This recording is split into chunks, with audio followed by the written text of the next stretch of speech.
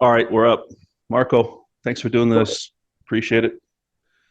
Okay, anytime. Good to see Well, not you. anytime. Anytime, So this yeah. this music's being recorded. Do I just No, it's recording on my side. I got it okay. all. I've got it all sorted out. So, See what I mean? It's not in chill. Look, these stupid little boxes keep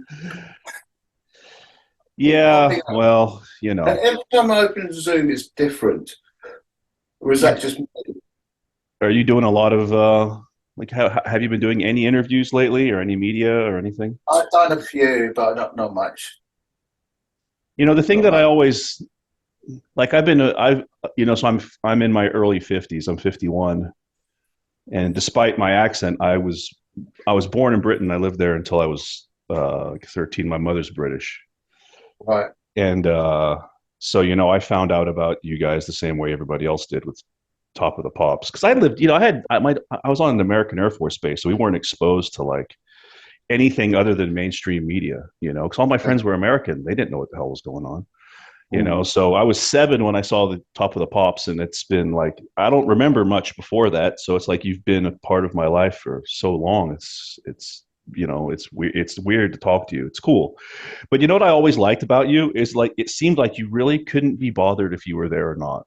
Every picture you were just like, yeah. I should have been more enthusiastic. I should have. I should have. Yeah. But I don't think so, man. No, no, I think that was the vibe, though. I think that's what I liked I about you. was bothered where I was. I just, um, I just always had this thing. I mean, people were all constantly coming up to passes like, "Smile, why are you so unhappy?" So I'm not unhappy. It's like some women have. They say women have that resting bitch face. You ever heard that term before? Yeah, I They, probably have it. I yeah, probably have it. What's wrong? Nothing. It's, yeah. I'm just maybe thinking or something. exactly. I'm thinking. Do you think that? So here's an interesting question, maybe for you. I mean, you're a little bit older than me, right? You're what, 13 years older I'm than me? 64. 64. Okay, so 13 years. Yeah. When I was 21, it wasn't that I was an idiot, and it wasn't like I was like a feral person.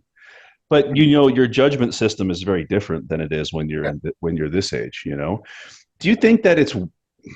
I don't want to say like people aren't being fetishists, but this constant analysis of shit you did when you were like in your early 20s, as if you had some fucking idea what you were doing. Mhm. Do you really? It's like if someone was poking into my life and asking 1,000 questions about why did you do this when you were 20 and 21 and 22, I'd be like, I don't know. It's just I what I don't did. know, but I do it to other. I do it to other people. I do it to other people. I do it to think people I'm a fan of. So why did you do? Why did they do that? Why did you do this? It's like since Bowie died, we're finding out lots. I mean, I'm a huge Bowie fan. He's my number two. Apart number one were always Roxy, and I knew the basic stuff about him. But I never delved into his life. I didn't really know what. I didn't know that much personally about him. But after he died, all this stuff came out. Well, it wasn't very. Like I never knew he was left-handed, which is not. But you sort of loved this person for your whole life, and you never knew that he was left-handed, Yeah. but he played right-handed. Hmm. I didn't know he could drive. Can you drive? Yeah, I can drive. My friend Jerry, my friend Jerry used to play guitar with him, and Jerry used to live. Bowie had a house in Woodstock, and Jerry bought a new Corvette or something and brought it round to him one day, and he said, oh, and Bowie said, oh, it's a really nice car. Can I drive it? And he said, yeah, all right. And then Iman comes running out of the house going, don't let him drive. He's only got one eye. He can't see. And I thought, well, that years and years of like Bowie and his alien eye, but it never occurs to you that he was actually blind in one eye. Yeah, I think I remember hearing that. Didn't he have heterochromia as well? He had like two different colored eyes. You've got to do shit different. There's Yeah. someone who's at school.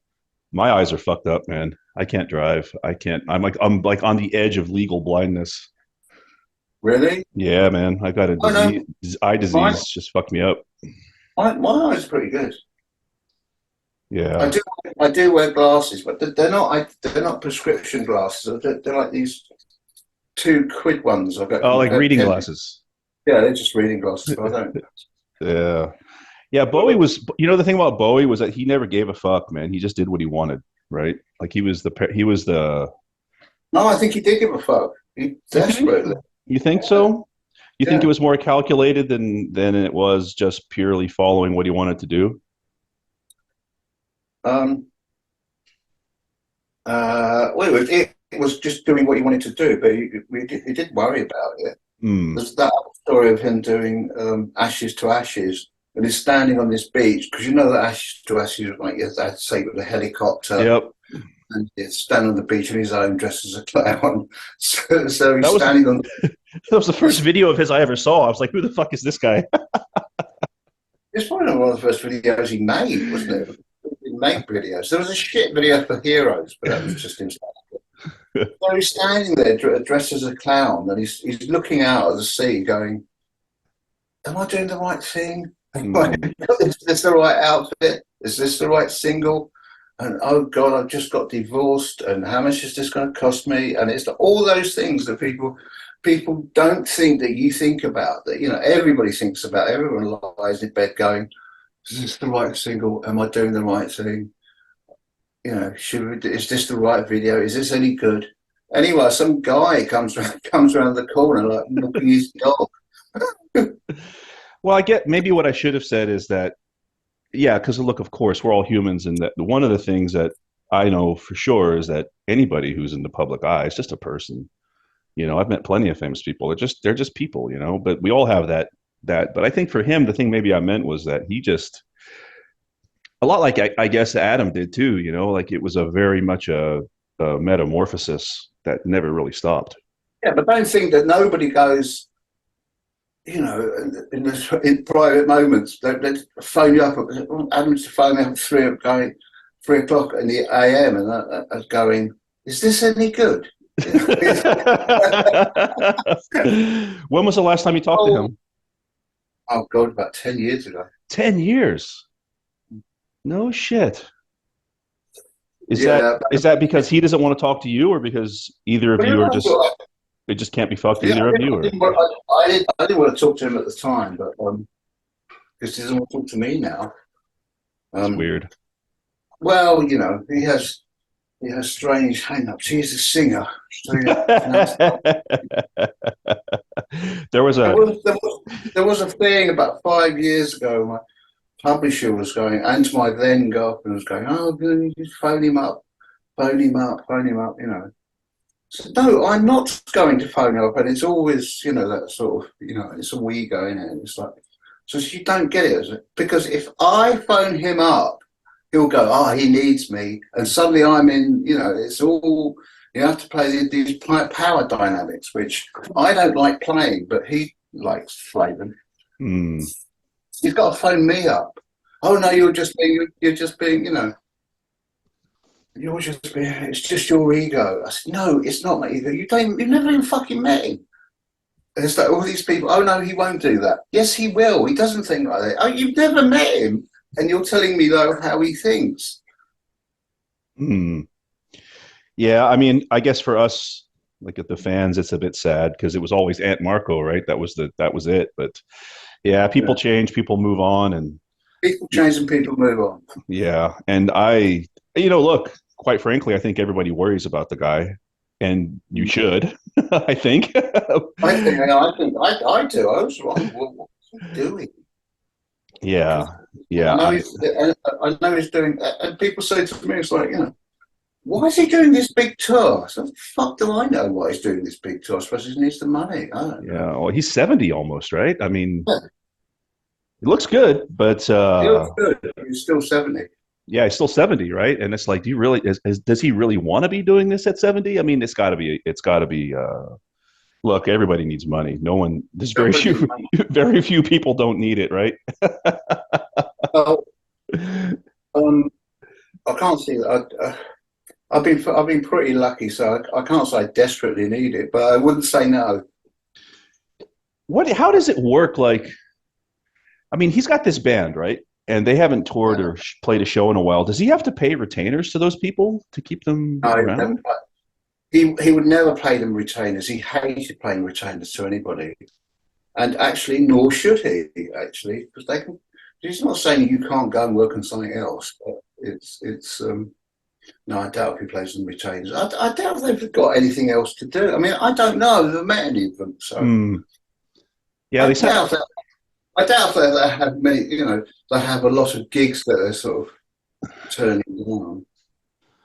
Yeah, it's a tough fucking business, man. Like people ask me all the time, "Oh, why didn't you ever be a pro musician?" And I'm like, "Dude, I'm from a fucking small town in southern New Mexico. Like I grew up in a town of like 25,000 people, and all we wanted to do was get the fuck out of that town. And Yeah. if you could do that, you could go to college and get the fuck out of there. You did that, and that's exactly what I did. It was like you grew up piss poor, and you do anything you can to just at least be able to pay the rent. And chasing music, it's like, are you high? Yeah. It's the last thing I want to do. It's the last thing you would do for the money. It's the last thing. If you said, I want to make a lot of money, this is the last thing you would do. And even back then, it was, I turned 18 in 1990. It was better back then, but now it's even worse. Yeah, it's even worse. What do you think about music today? You listen to anything? I listen to, I hear a lot of things that I really, really like. I've gone through a little peep period in the last year or so. So I just saw him on TV, and I was watching some documentary about SoundCloud rappers. I mean, all of it was the most unlistenable fucking shit. Except this guy, I thought, hang on a minute, this is really, really good. This guy. I don't know what he's like as a rapper. I'm probably not that great. But this is a song. This guy can sing. These lyrics are great, and he has a look. All his videos, he's really thought about his look. He was really kind of like style obsessed. It's not a style that I would ever wear, but Yeah, man, I don't know. The only thing in the last 20 years that I like is this band called Ghost. You ever listen to them? yeah. That's phenomenal stuff. But other than that, man, I don't even. But when you say Ghost is sort of, I did have a good phrase for Ghost that I thought about. What was it? They're very kind of it is sort of MOR metal, isn't it? I mean, Yeah, absolutely, absolutely. It's pop music. I think it's pop. Yeah. Straight up pop music. Tuned down a whole step. Right, gives it a bit of an edge. Theatrics, theatrics are killer. I like the look, but the music is just fucking phenomenal, man. Yeah, I'm not sure about this being completely hidden all the time. Well, but he got found out, right? Because he got sued. He was anonymous for a long time, but then he got sued by his ex-bandmates, and his name came out. So now he takes pictures without his makeup and stuff now, and he's all over the place, right? Tobias. Yeah. And how many popes? And he keeps having these different characters, which are all exactly the same. This is no different than the last one. Yeah, a little bit. I mean, if you're a real fan, you can see what he's doing. Some of the outfits are slightly different, but it's not. It isn't quite a Bowie like really changing everything. No, absolutely not. It's a shtick for sure, but it's a good one, right? I mean, it's hard to pull that off, like to pull off a shtick like that and like have it not be really hard. It's really hard to pull. Trying to be anonymous, nobody knowing what the band looks like. I mean, I know Kiss did it, but that was a different thing. But it was the same four guys in Kiss, and they had the same makeup. So you did know who they were but basically by their makeup. But Ghosts are like totally anonymous. Yeah, don't know what anything looks like. Yeah, I dig that. Hey, you want to see something cool? I fished this off my bookshelf. Did you ever see this? Yeah, no, yes, yeah, I've got it somewhere. Prince Charming songbook, £1.25. There's a lot of money then. I mean, but I've kept this ever since I was a little boy. The whoever did the transcriptions got a lot of it wrong because Yeah, I've transcribed all your music. yeah, I know you have. Did you watch any of those, by the way? Yeah, I did. I hope I got it right. Most of it was. Most of it was. I You, think you've come closer than anybody else, but there are so many people. There are lots of people doing transcribing things. There's one guy particularly like I can't remember his name. He gets everything wrong, but not just by the ants, but he gets everything wrong by everybody. And he's just like he plays like one bar, and you go, no, that's not. That's just yeah, chord wrong. but nobody was. I mean, there's a million videos for Stand and Deliver. There's a million videos for Ant Music. There's a million videos for. There's one other one. There's a lot of videos for Goody Two Shoes, but none of them are right. None of them. No. And you mean I've got a wall of guitars, a small one here, and then I had another room with like 15 more of them. And a few years ago, I'm like, what the fuck am I even doing with these things? I don't have any reason to play them. I mean, you know where I live. There's no music scene here. There's no music scene here, right? And I mean, I've got a family. I work a lot. Even if there was, I don't know if I'd gig. So I was like, I've got to fucking do something. So I said, okay, I'm going to transcribe the whole fucking Ant catalog and the entire Nick Kershaw catalog. Okay. Right? So I was like, that's at least 2 or 3 years worth of work, and I'm almost done with both. And the amazing that you didn't get bored after sort of like 2 songs. Nah, man, because I don't have that sort of dedication that I could sit down and work out everybody's rhythm. For some reason, about a year ago, I learned the whole of not Dark Side of the Moon. I Wish You Were Here. So I learned the whole of Wish You Were Here, and album I don't like. But for some reason, I just got into playing it, and it was. I kept thinking, some of this guitar playing is totally brilliant, yet really, really simple. Yep. That's the thing, right? So when I started doing the songs, because there's no videos for 95% of your stuff. Yeah. And, look, politics aside, we're not here to talk about that, but there is, and I'll just say one thing, there is a 100% war on culture going on. And the things that you love, you have to keep alive. Because if you don't, nobody fucking else will. Right? Well, it will be swamped because there's so much culture. There's so much culture. Yeah, but the good stuff, we got to keep it moving forward, right? And so I figured, okay, I need something to do. I love this music, and I'm just going to make videos for every goddamn one of them, right? But it made me think a lot. I mean, like, so this is my special, right? Yeah, I know what it is, yeah. Right, and I have like 20 guitars that cost like $2, $3, $4 each. You really worn the neck down. Did you? No, stand? I had it. My tech took the finish off of it. Right. Yeah, and you know what? I said before I start these videos, I can't take a Floyd Rose Ibanez and do Ant music. I'd look like a dick. So I bought this. Even that one's got a tailpiece. Yeah, I don't like the wraparounds. No. I won't have one in my collection. You mean a tailpiece or a wraparound? No, I only have wraparounds. Ah, okay. Sorry, no. What I'm talking about the bridge. Yeah, so I don't have it. Yeah, so I got the stop tailpiece. Right. Yeah, the bridge I won't have on juniors or specials or anything like that. Yeah, no, I'm a bit fussy about that. But so I bought this thing in 1980. I found it for 400 quid UK. Right? You know what? It's the only fucking guitar I play now. It's the only guitar I play now. It's funny. I don't. Mine isn't here. Mine's in the other. I've got. In this house, upstairs.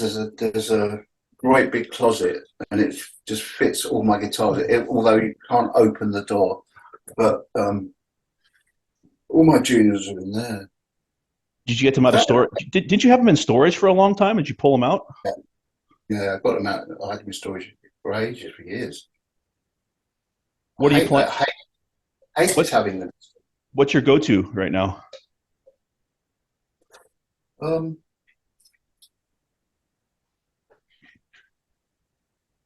this Strat. I don't know what it is, like a 70 or something. Has it got a big headstock or a small headstock? Small Hester. Okay, cool. Did you ever play any strats on any of the Yeah, a lot. on the Ant stuff? Yeah, yeah, I had a really, really good white one, but I sold it like like you think, oh, I'm never going to play that again, and you sell it. And Yeah, I've been there. What did you do? You remember anything you played strats on? Picasso Visits the Planet of the Apes. That's a strat, huh? No shit. Not all the Strat.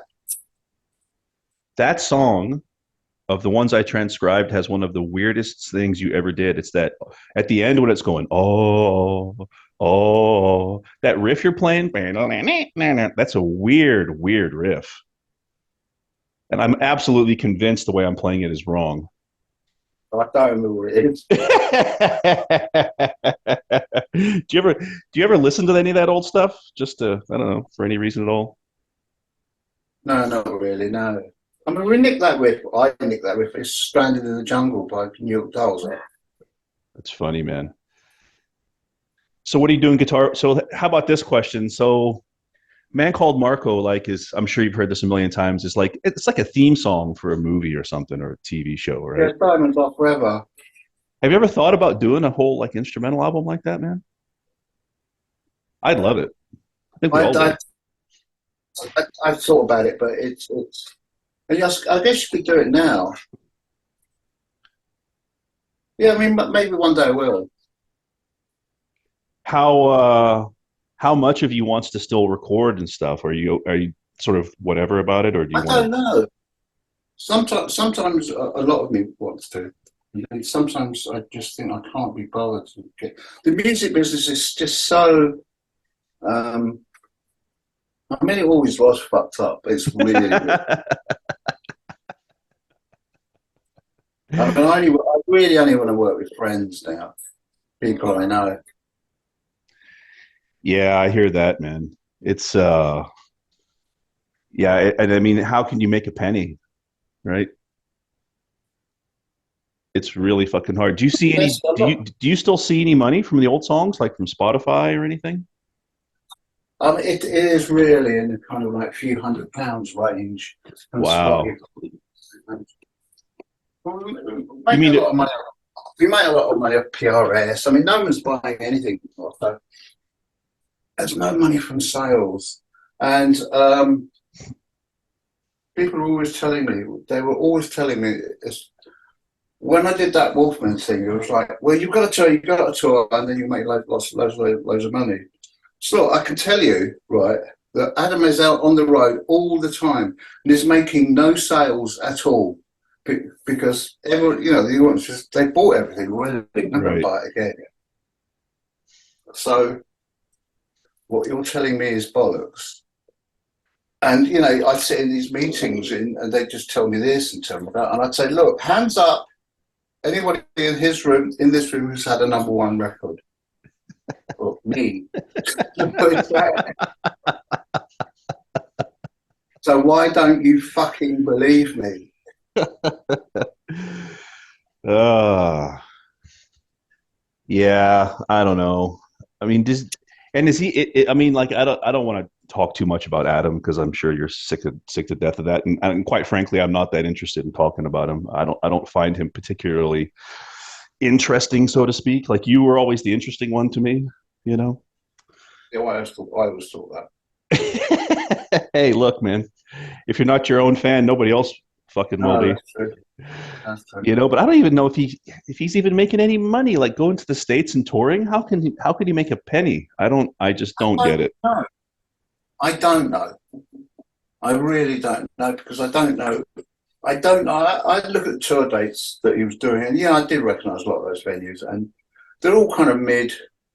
They're respectable venues, but unless you're getting into arenas, it's not real kind of life changing. It's just ticking over. Yep. Yeah, it's a shit show, man. I'm so glad I never even tried because fuck, I don't even know. I'd be in the gutter somewhere now. Mm. So I made a. I'm From, sorry. from, from, he won't be buying any new houses. Hey, speaking of houses, did you? So I don't know if you want to talk about this or not, but do you mind talking about like why you? I mean, did you sell your place in? How do you say it? Marylebone? Did you sell that place, or do you still have it? No, I sold it. Mm. I sold it. I sold it about 10 years, 2013.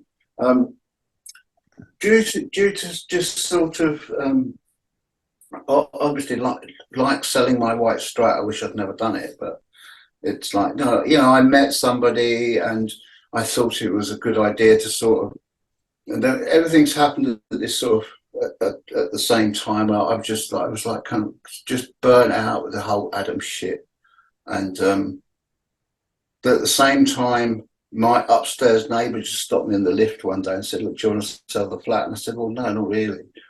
And he said, "Well, if I made you an offer that you can't," so he made me an offer that I couldn't refuse, really. And he said, "You better take it now because I won't have the money for very long." So I thought, fuck it, I'd met this woman, and I thought maybe it's time to sort of move on. It wasn't. It all went terribly bad. Mm. But Sorry to hear I that. didn't know that. It seemed to be good at the time. I thought, well, I could sell this place for enormous amount of money. I could move to a big house in the country because this is where I am. Then the relationship went wrong, and I wasn't cut out. I'm not cut out to live in the country. I'm not cut out for. And she wanted to get married, and I didn't want to get married, and I'm not cut out for kind of domestic life, really. Are you lonely? No, What's your I do. social life? What's your social life like up there? Do you like have a lot It's of mates or? almost fucking non-existent because I don't like any of the people. Um, I do actually have a girlfriend, but she's in Goa at the moment. In where? Oh, Goa. Goa, Yeah, yeah. You went there, didn't you, yeah. last month? How was that? Well, it's not that, it's not that exciting. She likes that kind of, sort of semi-hippie lifestyle. Fuck that. I don't. I really, really, really don't. I'm a city person, but people have warned me. People have done the same sort of thing that I've done. They moved out to the country and then they kind of hated it, tried to move back to London, and it didn't work out. So people have told me, like, you can't really, it's not the same. It's not the place you left. You can't go home again, Some, right? You ever heard that saying? yeah. Well, I don't quite agree with it, but it's like, as people said, as somebody said to me, and what are you going to do in London? You really going to go out to Princess Julia's drag night?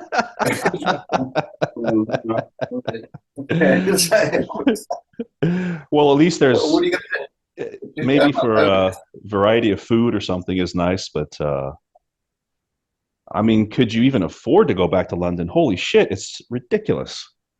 It's nuts. I can afford it, but I won't be able to live into the style to which I'm accustomed.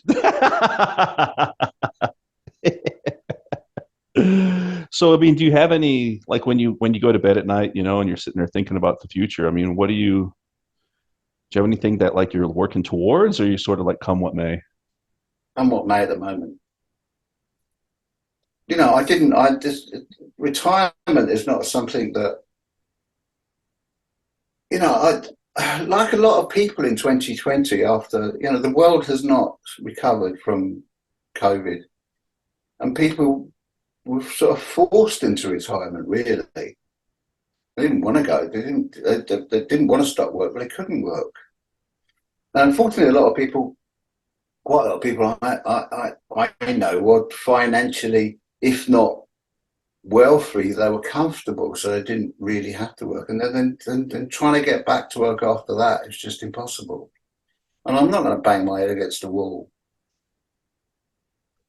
But if something comes up, I'll do it. So would you? So maybe like, and I don't want to sound offensive when I ask you this, but when you say you're retired, maybe you're just using a bit tongue in cheek. What are you really retired from? I guess maybe you're just sort of like just in a holding pattern more than anything else. I'm in a Right? holding pattern. Yeah, I'm in a holding pattern. Yeah. I'm not retired. I do want to work. Um, if it's interesting. I'm telling you, man, I think a lot of people would love to hear you do something like an instrumental record. I hate to beat myself, beat a dead horse by saying this. I think a lot of people would fucking love it. Yeah, but there's always that thorny question. As soon as you do anything, people want you to do gigs, which I'm not going to do. Call it no, fuck off, no gigs. You can call that the album title. I've called it fuck off, no gigs for quite a long time. I mean, who's going to pay for it? Who's going to pay the band? Who's going to pay, Yeah, I don't know. Maybe you and some of your pals can do it. Who knows? Yeah, we still have to pay the band. We still have to pay the band. We still have to pay rehearsals. We still have to pay. Yeah, no free lunch. Yeah, no free lunch. And I don't want to. I don't want to do it just for fun. It becomes a vanity project, and it becomes just a hobby, which I don't want to do. I'd rather do nothing than it be a hobby. Yeah, look, man, I totally get it. I totally get it.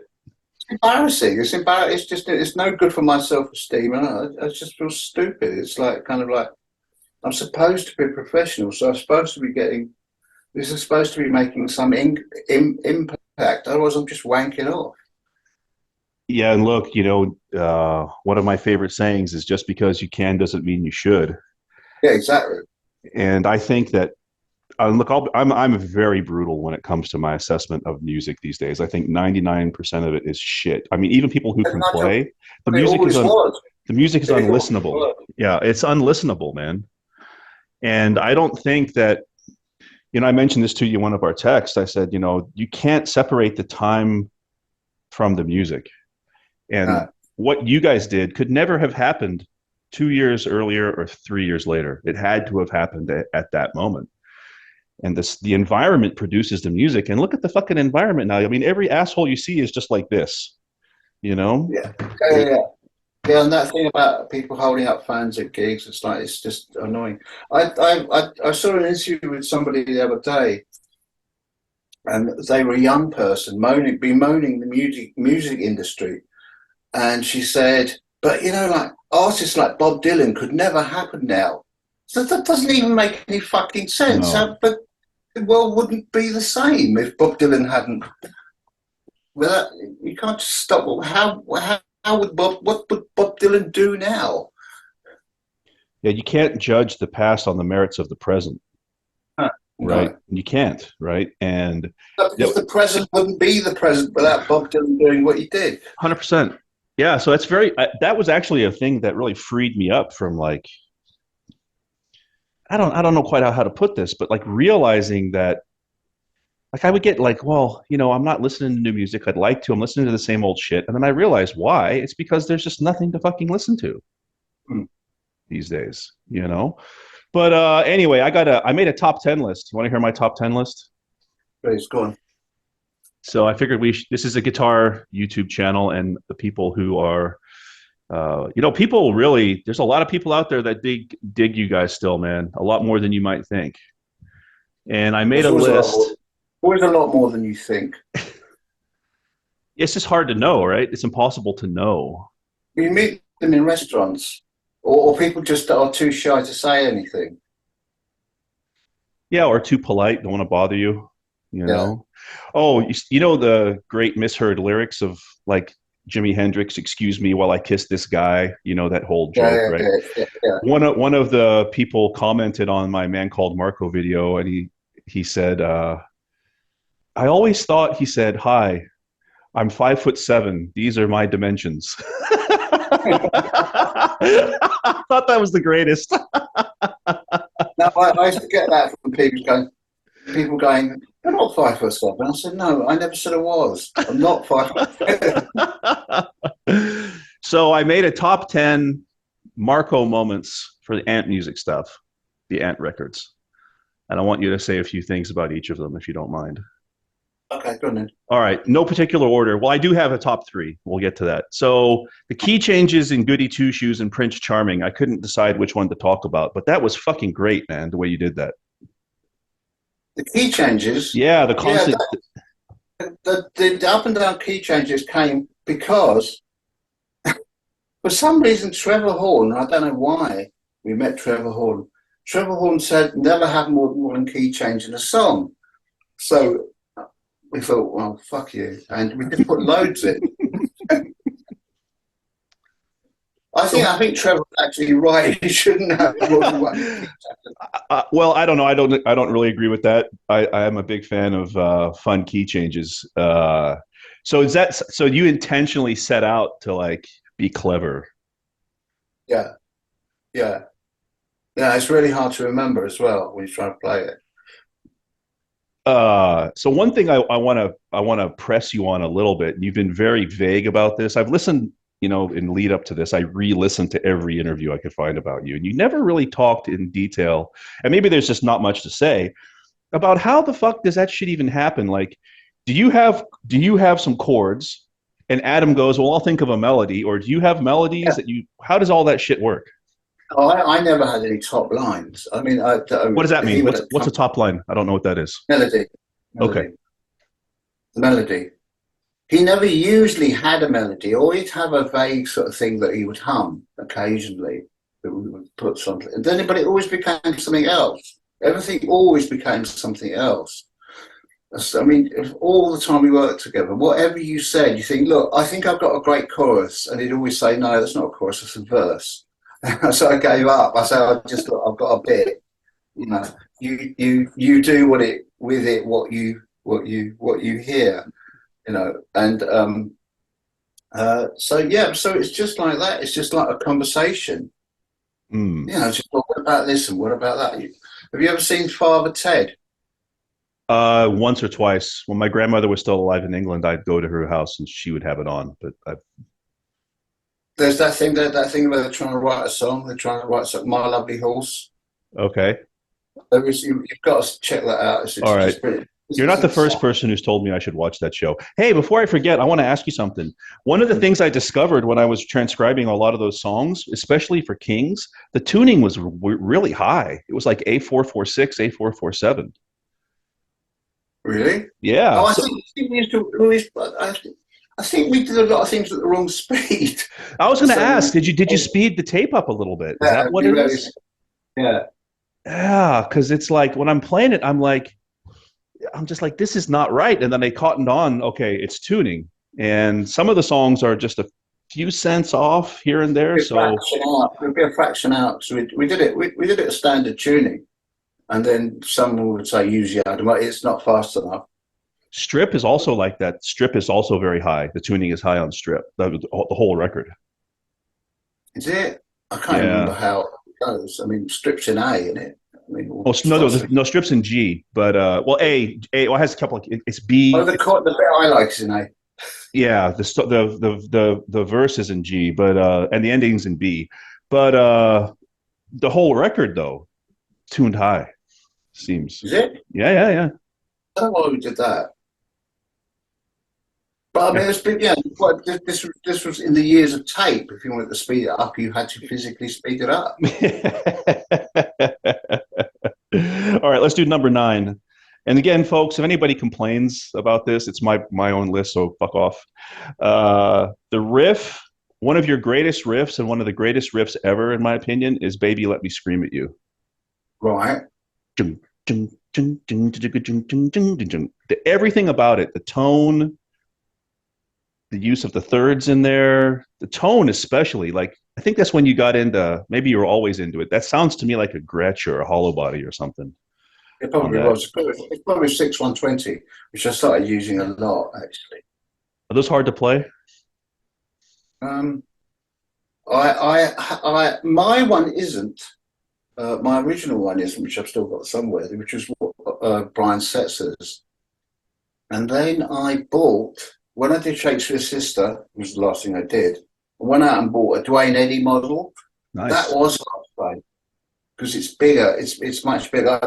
There are three 6/120s. There's like the big one, the big deep one, which is the one that Dwayne You Eddy. mean like the thick body? Is that what you mean by big? Yeah, Like yeah, deep body? yeah, yeah. And then there's a thinner one, which is the one I've got. That's the Pete Townsend won't get pulled again. Brian Setzer one, and then there's a third one. I think it's a double cutaway. Uh, So, but the yeah, the Dwayne Eddy one was difficult to play. yeah, It's just got no. It's just I should have. I just didn't want to take my expensive one on the road. yeah, no shit, man. That would be a terrible idea. Yeah. But that riff, man, just fucking fantastic, dude. Like out of this world, you know. I don't remember how it goes, but Yeah, it's in C, and it's just so, man, it's just so good, you know.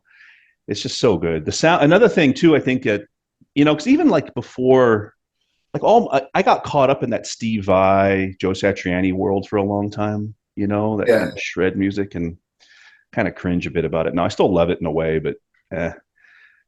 And I would I always like, think, I like Joe Satriani better than I like Steve Vai, but I really don't like either of them.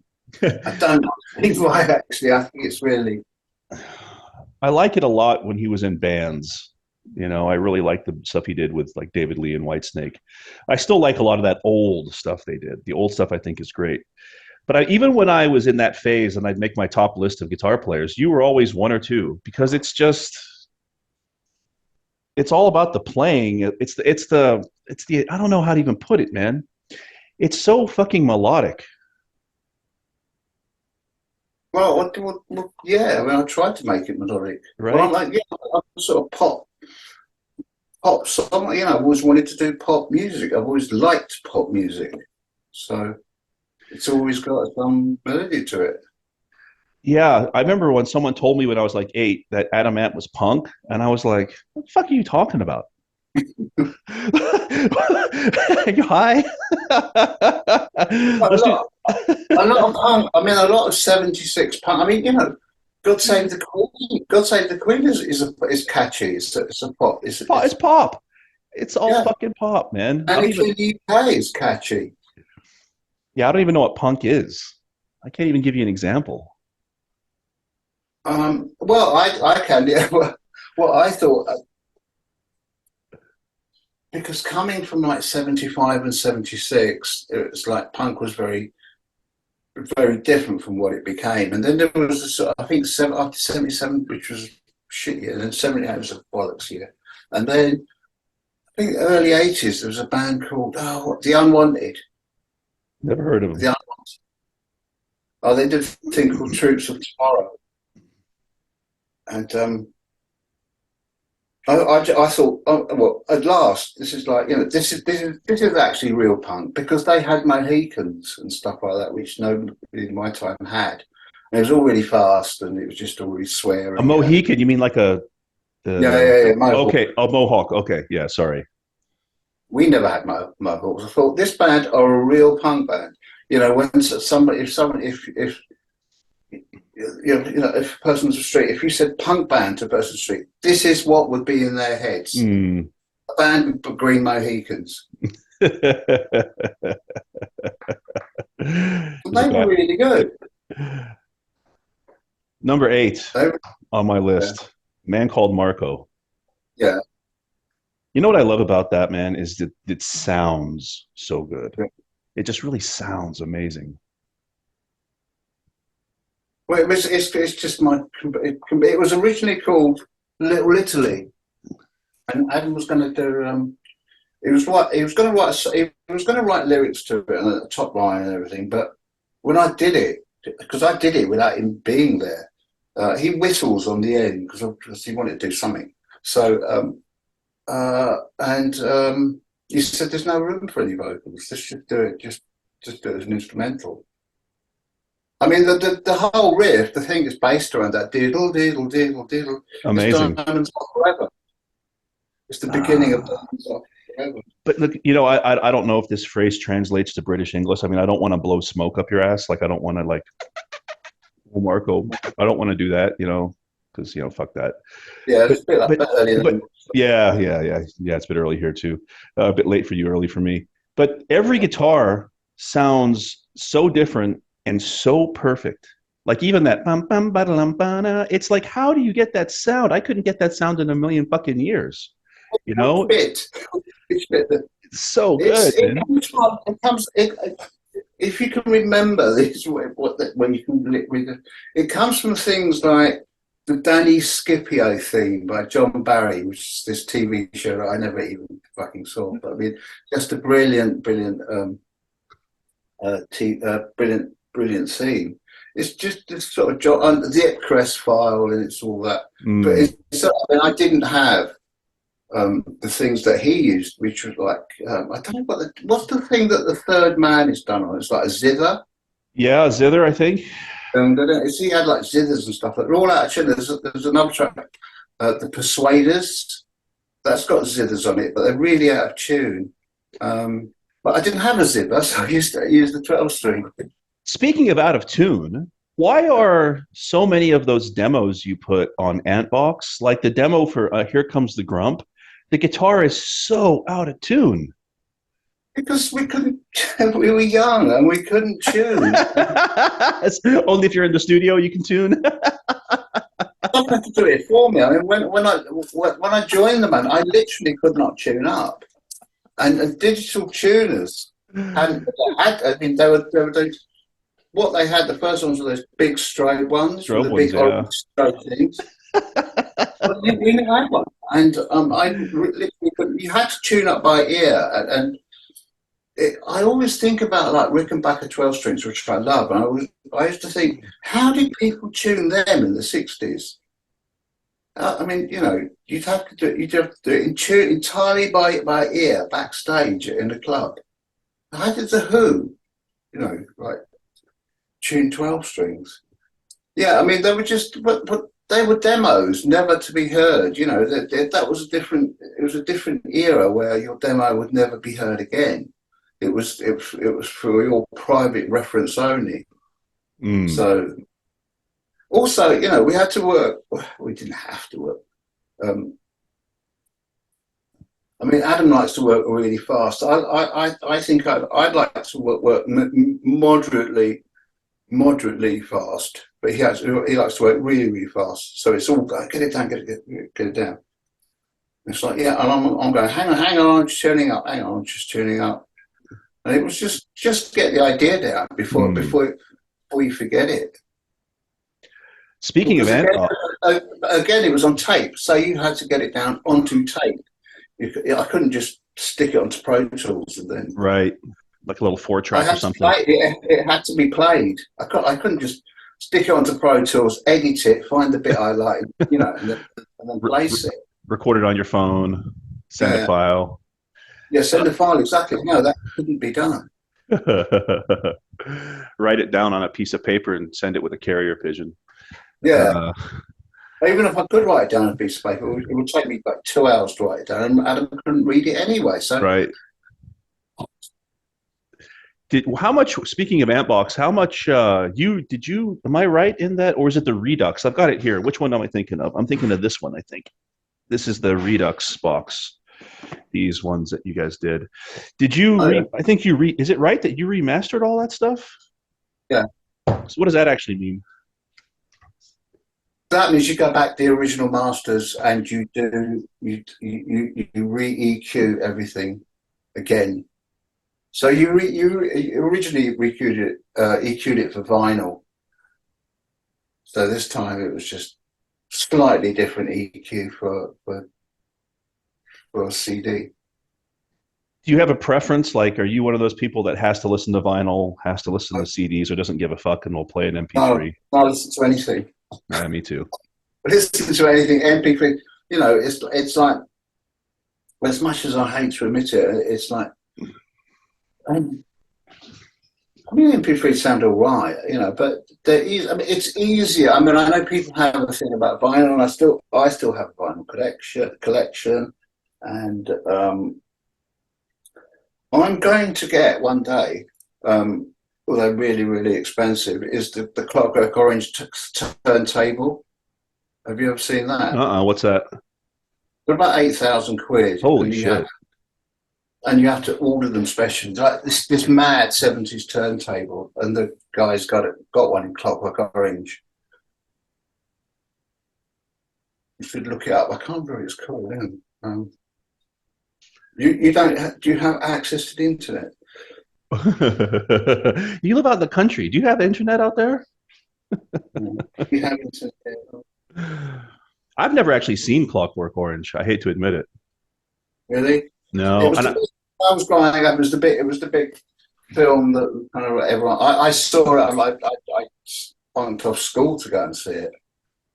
I mean, it's pretty good. I'm a big Cubic fan. So anyway, there was this turntable in Clockwork Orange, this mad 70s gold brass turntable, and I've always wanted one, and I will get one day. Although you have to, especially in the bloke has to make it from scratch. I don't know why I would want one, but make that your. If you haven't done it by the time you're 70, you have to get that for yourself for your 70th birthday. Yeah, I have a great book about old 70s hi-fis, and they really did have some. I don't know what they sounded like, but they looked amazing. But anyway, yeah, I think one of the problems with this sounds like really kind of this is really Luddite is with about music is because there's nothing you can do about it. It's just the way it is. It's because like music is no longer a physical thing. It's not a record. It's not a CD. It's just an electronic impulse on your phone, isn't it? It's just a little. That's it. Zeros and ones. Yeah, it's just a little thing. And it sort of doesn't mean anything. I was watching a documentary about the early days of rock and roll in England, and these guys were saying, and well, I can't remember who it was. It might have been Mark Knopfler or someone like that, because it was Mark Knopfler and Dave Gilmour and all these guys, and they were all obsessed with the Strats. There were no Strats in England. There were no American guitars in England. I didn't know this. And I always wondered why American bands had German guitars. It's because American imports were banned after the war, so no one could get an American guitar. So anyway, they were all obsessed with Strats. They were obsessed with Hank Marvin and the Shadows. So one of these guys was saying, well, when I was at school, we couldn't get records, and we just heard, people would just talk about it. It was just word of mouth. People would just talk about records. We didn't know what they were like. We never heard them. And it's like one guy at school said, "Oh, my brother's got the Buddy Holly album," and you have to imagine there were actually no phones. So he said, so this guy said, so I got the guy's address. I had to go round there, knock on the door, and the door answered. But the bloke answered the door and said, "Hello." He said, "Yeah, I'm a friend of your brother's. But have you really got the Buddy Holly album?" He said, "Yeah, I have." And the guy said, "Can I have a look at it?" And he goes, "Yes, okay, you can have a look at it, yeah." So he looks at it and he gives it to him. And he's like looking at it. He goes, "Do you want to come in and hear it?" He said, "Yeah." Wow. And that was, and that was sort of another thing that happened was when I was in the early days of punk, I had to, on Malcolm's jukebox, it's the first time I heard Roadrunner by Jonathan Richmond. And I phoned up my friend who lived in Reading. I said, "You've got to get down here now to listen to this track on this jukebox." And he had to get on the train from Reading and go to Victoria, what the fuck it was, and then get on the tube and then walk all the way down the King's Road just to listen to a record. And now that kind of sense of stuff, it's just become less valuable. It just doesn't feel as valuable. Yeah, it's a commodity. Yeah, it was a commodity. Well, okay, but it's been commodified to look, it's again, there's too many people doing it. None of it means anything. Like it's like food. It's like food. When it gets to the point where we can just directly inject food without eating it, it'll mean less. No. Let's go down the list here. Number 7. This was a draw for me, but the idea is that you had some really heavy stuff. Like if you look back at it, Red Scab. I don't know if that's your riff or Adam's. Sounds a bit like an Adam riff, but is that yours? It's an Adam riff. And then I put "Feed Me to the Lions" here as well because it's just if you listen to that, that's crushingly heavy. Yeah. Big Mr. Lions was originally called Mark Anthony, which I thought was because he had on the first album there was a track called Cleopatra, which I always really liked, and I said, Yeah. "Oh, let's Mark Anthony," and he and then we went along. He went along for that. He was polite about that idea for a little while until he just said, "Look, I don't want to do Mark Anthony. It's stupid." I said, "I thought you'd go with Cleopatra." I said, "Yeah, you thought, but I said I don't want to do it." Okay, so, okay, so it'd be "Feed Me Tonight." Mark Anthony became "Feed Me to Lions." Anyway, he didn't have any lyrics for Mark Anthony anyway. But it's so heavy, man. It's like, the compression all over that first record. There's a chap who I guess reached out to you. He's got a channel called Circle of Tone. He did a video. Yeah, that's it. Yeah, it's a great video, and he talked a lot about the compression on that, and you really hear it on that song. But it's just everything about the way the hi-hat hits at the right time on that riff, when the feed and that big opening double bend, the way it just bleeds together. And it's such a weird, you love that half step Yeah, move. Like none of your music is diatonic, really. Like it doesn't follow 1/4/5, which I love about it. So it doesn't really make harmonic sense. You can I didn't know what 1/4/5 was then. Yeah. Do you now? I do now, yeah. But in a way, I wish I hadn't. There was a band called, remember that guy who was in the Libertines, and he had this band called I can't remember the fuck. Anyway, it was on TV with this guitar player who had this like Hofner,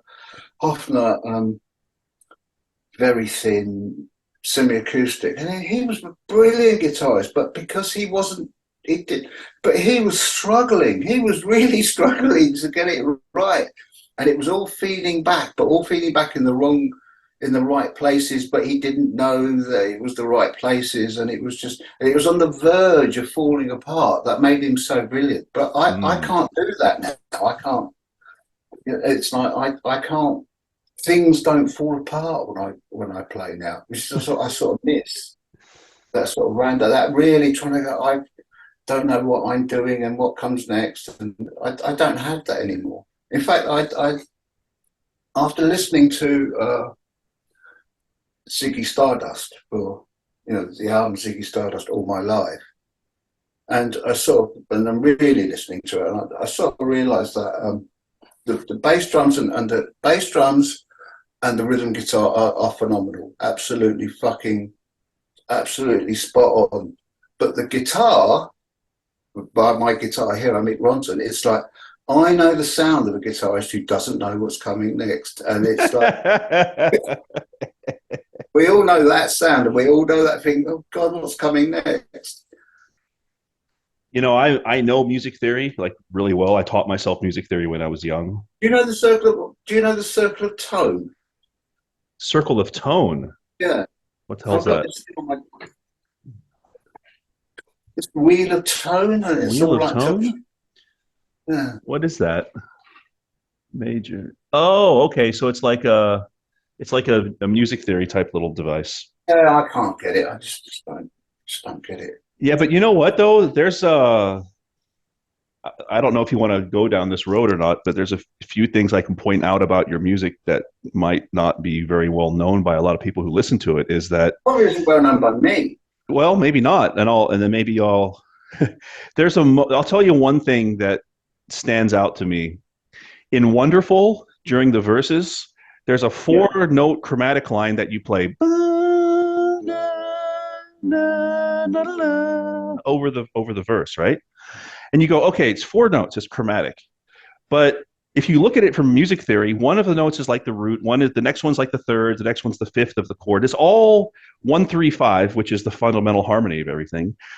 And it's exactly perfect, but no one would ever think, right, what am I going to do in this verse? I'm going to do a 4 fucking note chromatic lick. And it sounds so fucking perfect.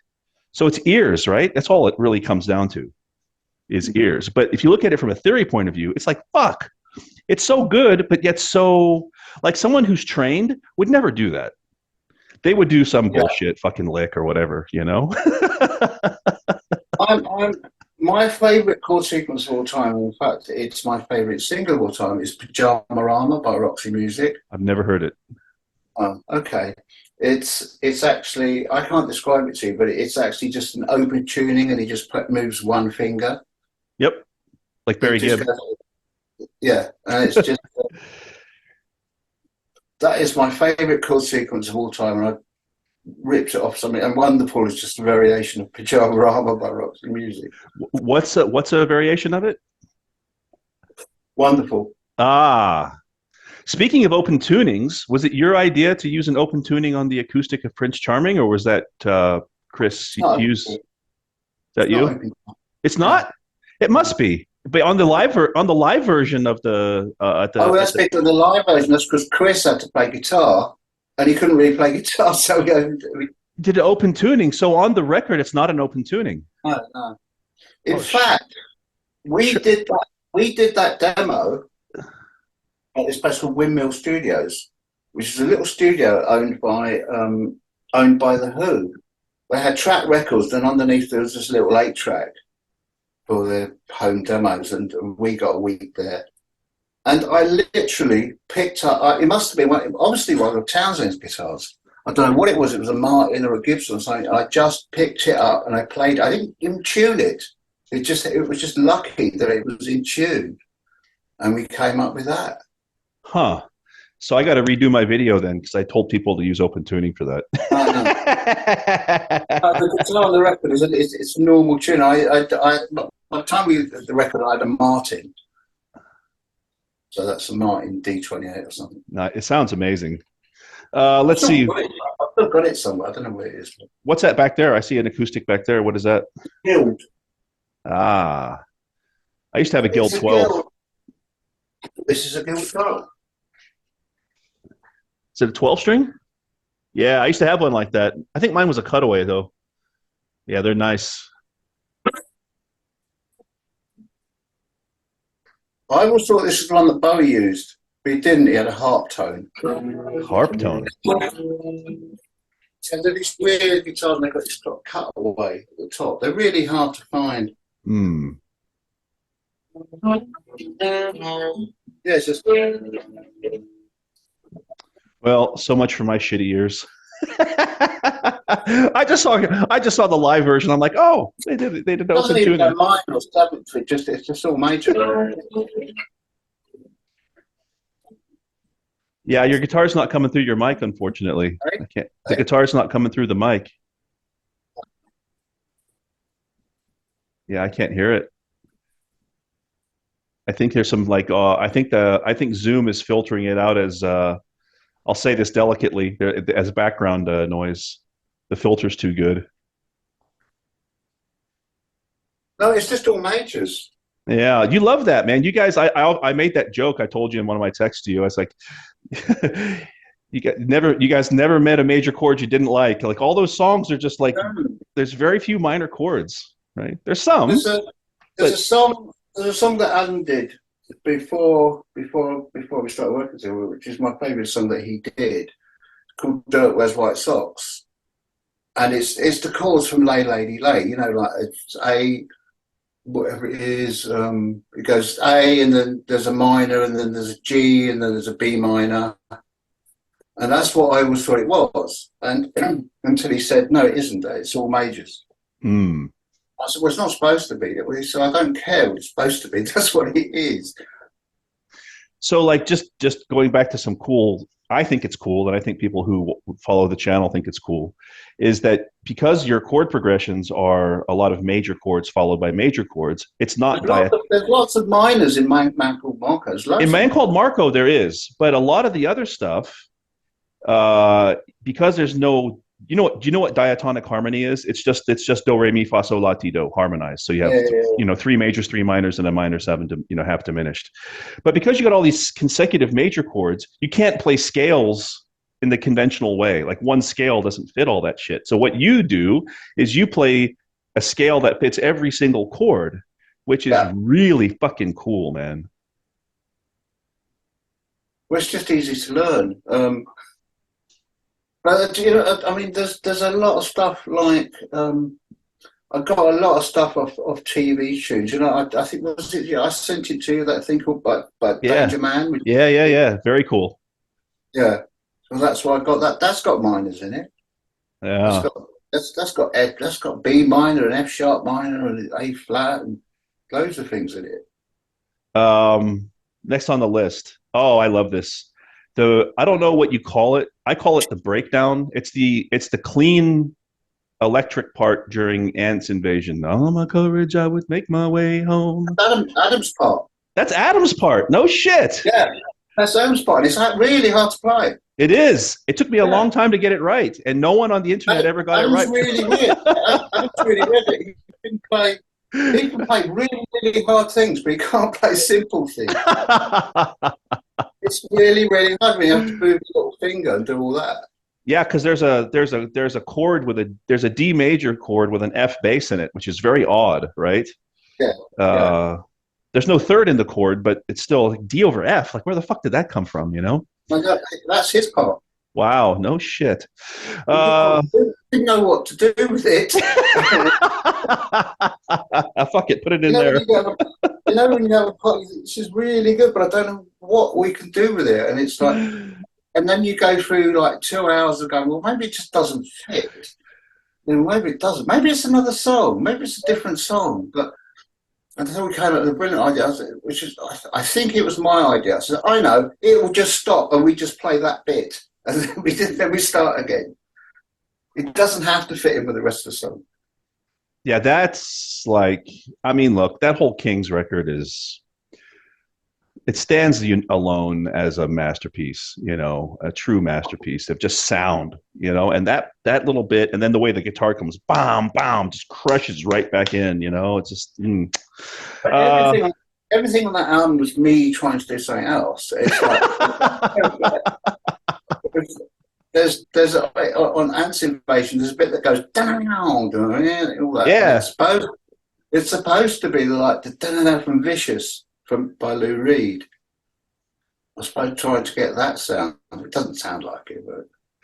Oh, you know what? There has been some conversation in the comments on the Ant music video. What you have to tell us, you have to put the record straight here. What is the effect at the beginning of Ant music that sounds? It's all warbly. Is that the tape being moved up and down? I don't know what effect you mean. You know, if you listen to the very beginning of Ant music, you know that it starts with the drums. Yeah. And then they come in. The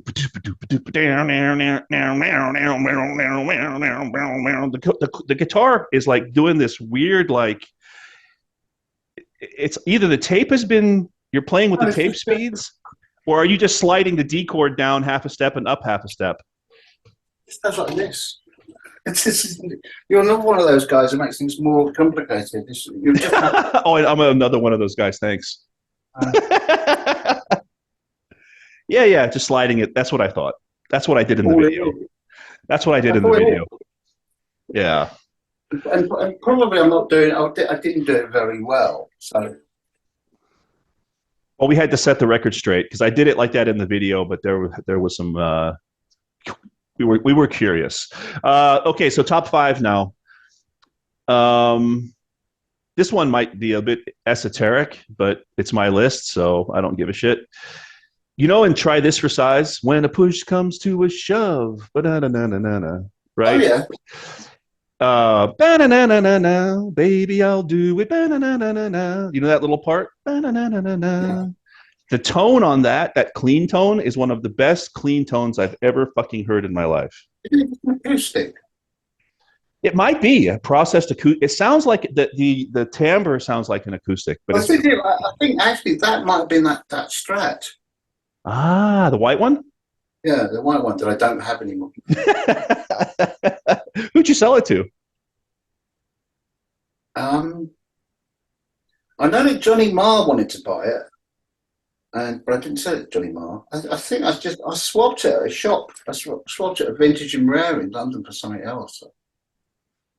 Yeah, that stings, man. I've got a couple like that myself. Okay, we're in the top 4 now. the feedback throughout Killer in the Home. Yeah. Fuck, man. That's just it's no one ever did that like that before. Like that. Like making feedback a melodic tool. Ronson did it. Did Ronson used he? to do it. Yeah, that's right. Ah, yeah, but come on, you took it like Yeah, I did it more. went to 11. Yeah. Yeah, that's just. I mean, the guy from Circle of Tone worked that out. I mean, it was just like it would have been my original white junior, which I still have, which is this is not in this room, um, and my Marshall and a Dynacomp, those red Dynacomps. In fact, I need to buy one of um, those. I'm gonna get one of those, I think.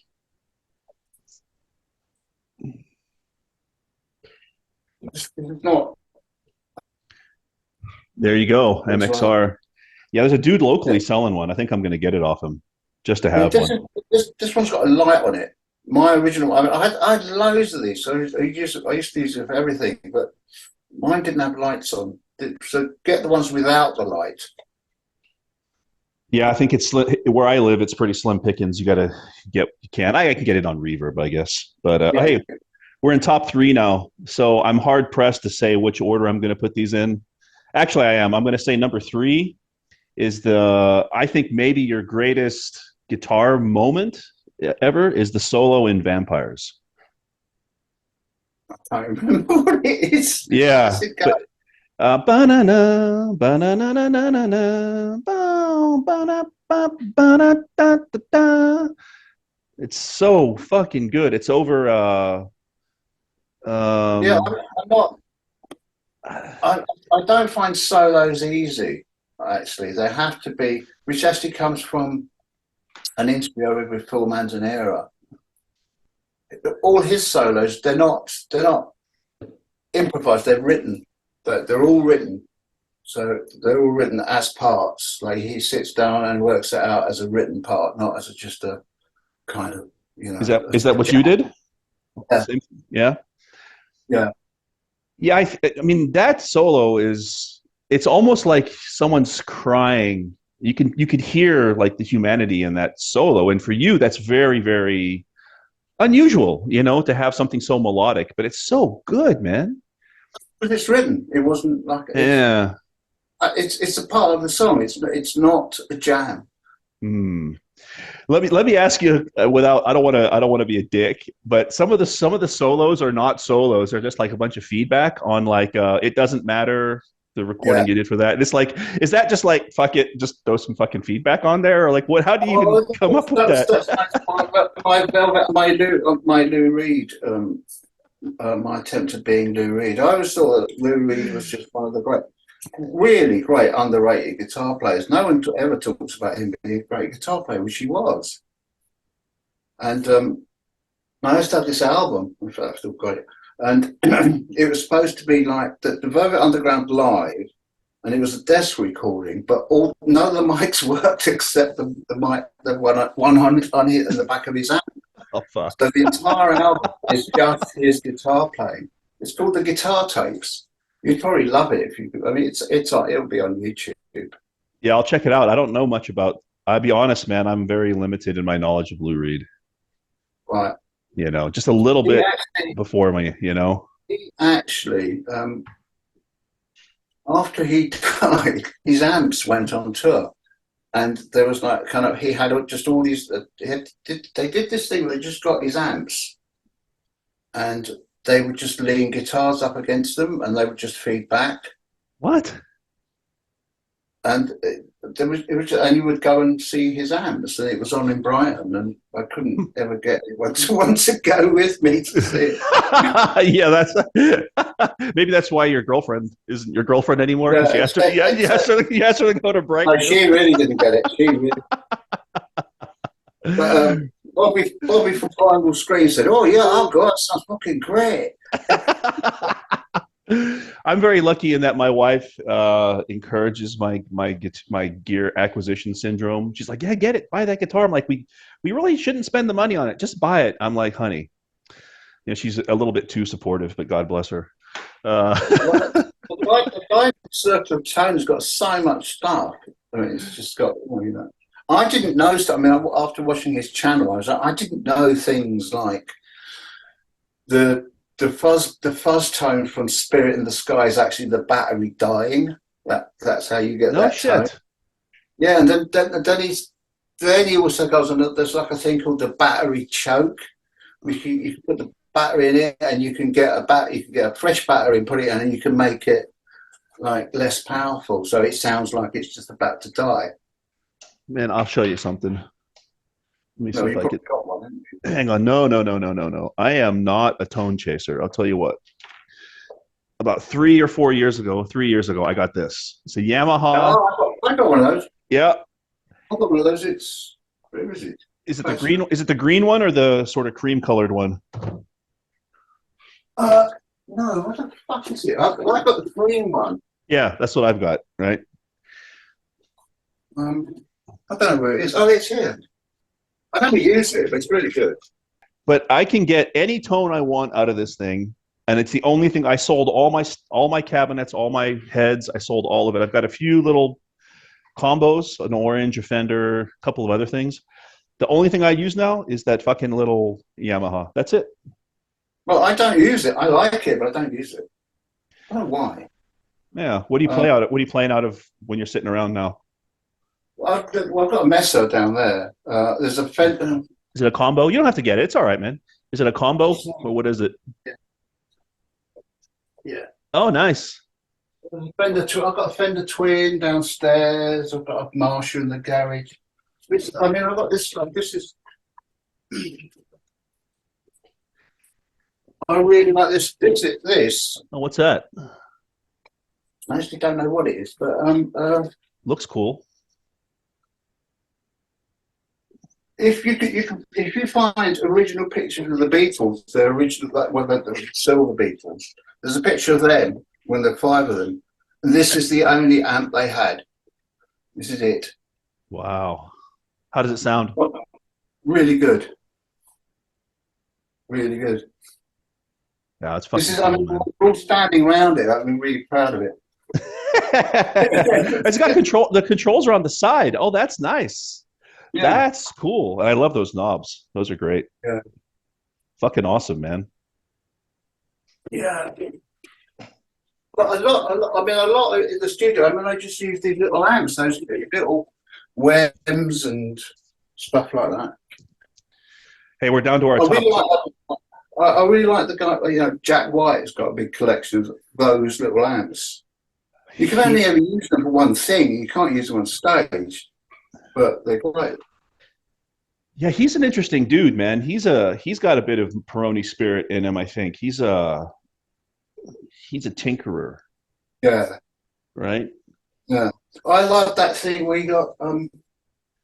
He bought one of those things that used to make records on station platforms. Remember those things? No, tell me. You're too young to remember. I can just about remember them. They used to have them. They had one in. I used to live not far from King's Cross, and they had one in King's Cross. And you went in and you put 10 people, not even 10 people, whatever it was at the time, threepence. Threepence. Halfpenny. Halfpenny, whatever it was, fathers. And it was like a photo booth, but you went and you make a little record. You got a little vinyl, a little floppy disk. So he got one of these, and he made Neil Young album on it. Neil Young just sat in this booth with his guitar and made a. No shit. That's how, yeah. Fucking I must have having to put money into it. And another thing that he said was his favourite record, I think, is by John Lee Hooker, and it's called Devil Stomp. And they said this is his favourite record. And what John Lee Hooker did was that he got an acoustic and he put a mic inside the acoustic and he just shouted into the guitar. Wow. He just went, Devil Stomp, and just started playing outside. So that's where Jack White's coming from, which is a very good place to come from, I think. Yeah, I think so too, man. As primitive as you can possibly be, just shouting into a guitar.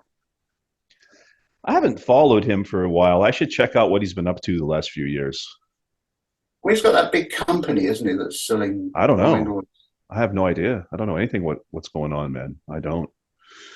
He's got a lot of style, Jet White. I don't like Yeah, everything he plays, but he's got a lot of style. he's got a style. Yeah, exactly. Right. He's got a thing. All right, we're in the top Yeah. two.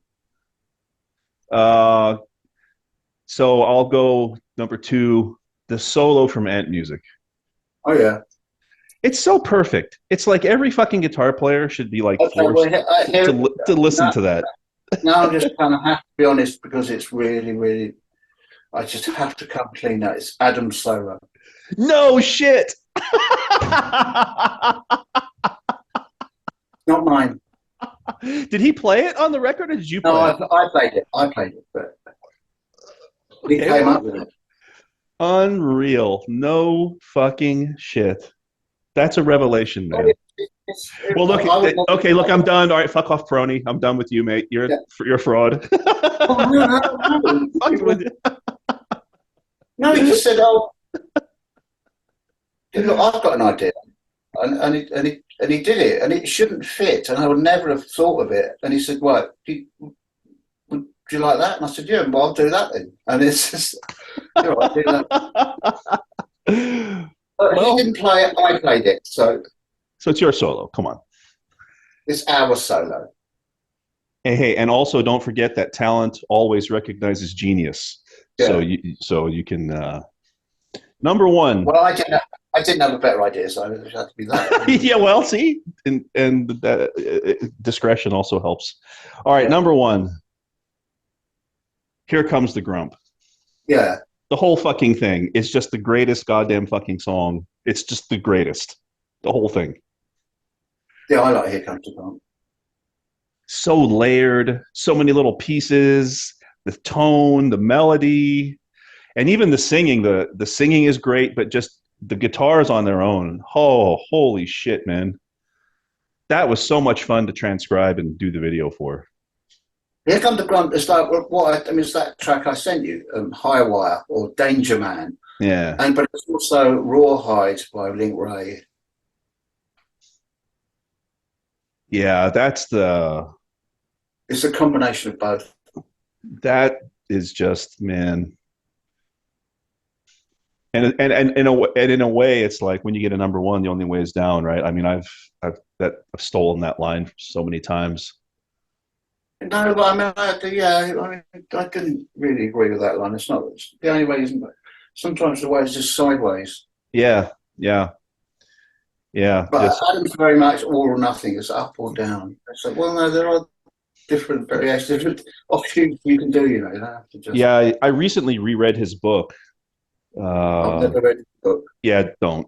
No, I read it. I tried to. I got it somewhere, but I read Yeah, it. but it's just upset. It's just a constant stream of obsession, you know. And hey, look, you know, the guy is who the guy is who he is, and God bless him. But the whole thing was just about that. It was only about 6 months ago that someone said to me, "Well, it was my friend Dave. Well, he knows Adam. He said, well, you know, Adam's a sex addict." And I said, "Is he? I didn't know that." He said, "Well, yeah." And I said, I didn't. Well, it's not something I ever really discussed. Oh yeah, man. At the whole book, in the book, it's like the guy's he's obsessive. He's a sex addict. He's look, we're all fucked up. I'm as fucked up as anybody, right? But yeah, but you're not. You're not completely insane. No. I mean, and I have a very, I don't know, I shouldn't say it. I have a sort of a theory about part of why he went nuts, but I shouldn't say it. Was nuts. He was born like that. Yeah, but I think there's something else that exacerbated it. I'll talk about that to you some other time. But yeah, there's probably lots of things, but yeah, it's manic depressive. People are born like that. They don't develop it, and it never goes away. It's actually a sort of chemical imbalance in your brain. And I know nothing about mental illness, right? Me neither. I don't want to know. I don't want to know. Yeah, I mean, look, I think we all just hope the guy's okay. That's all that really matters at the end of the day, you know. But he doesn't seem Yeah. happy. He doesn't seem happy to me, and that breaks Well, my most people heart. aren't. Most people aren't I'm happy. happy. I'm happy. You're happy. Well, I'm not always happy, no. No, but no one's always happy. But I'm generally like I walk around going, yeah, look, I'm, you know, I mean, I'm not. Well, I'm lucky, really. I mean, it's never enough. It's never enough. It's never like, oh, I want to do this or I want to do that. But That's but that's but yeah, but that's not the same thing as happiness. Happiness is just a state of like that you're not, you're just not sitting around moping. Being ambitious or wanting to do stuff doesn't equate to being unhappy. You're just a motivated guy. no, I sit around and mope for years, and Did you kicking doors and really? being desperately unhappy and being miserable and not speaking, and When was that? What type? What phase of life was that? during my last relationship.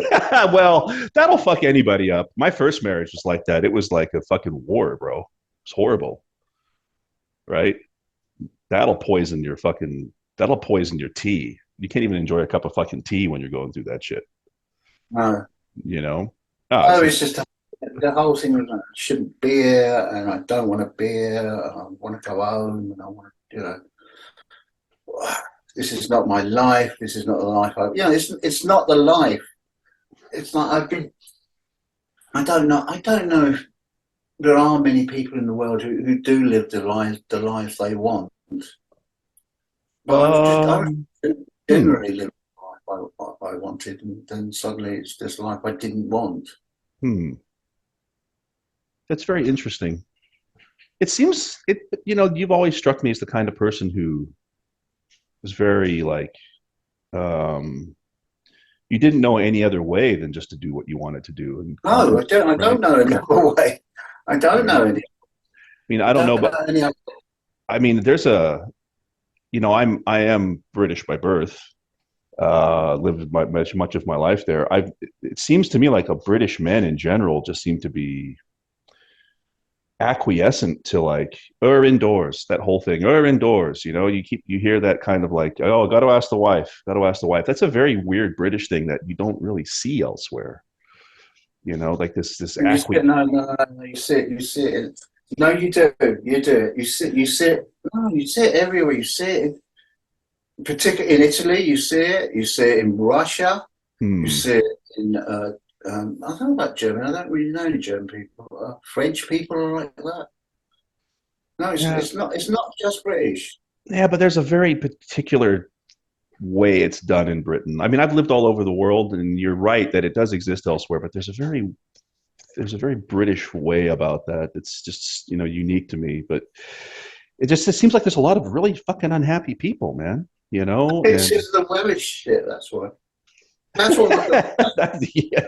That's why my girlfriend isn't here because she can't stand British weather, and it is depressing. It is depressing. It's not so bad when I lived in London. I never noticed the weather because Hmm. I never actually went into the street because you don't really have to, and you're just in buildings all the time, which suited me, and under artificial light, which suited me fine. But Hmm.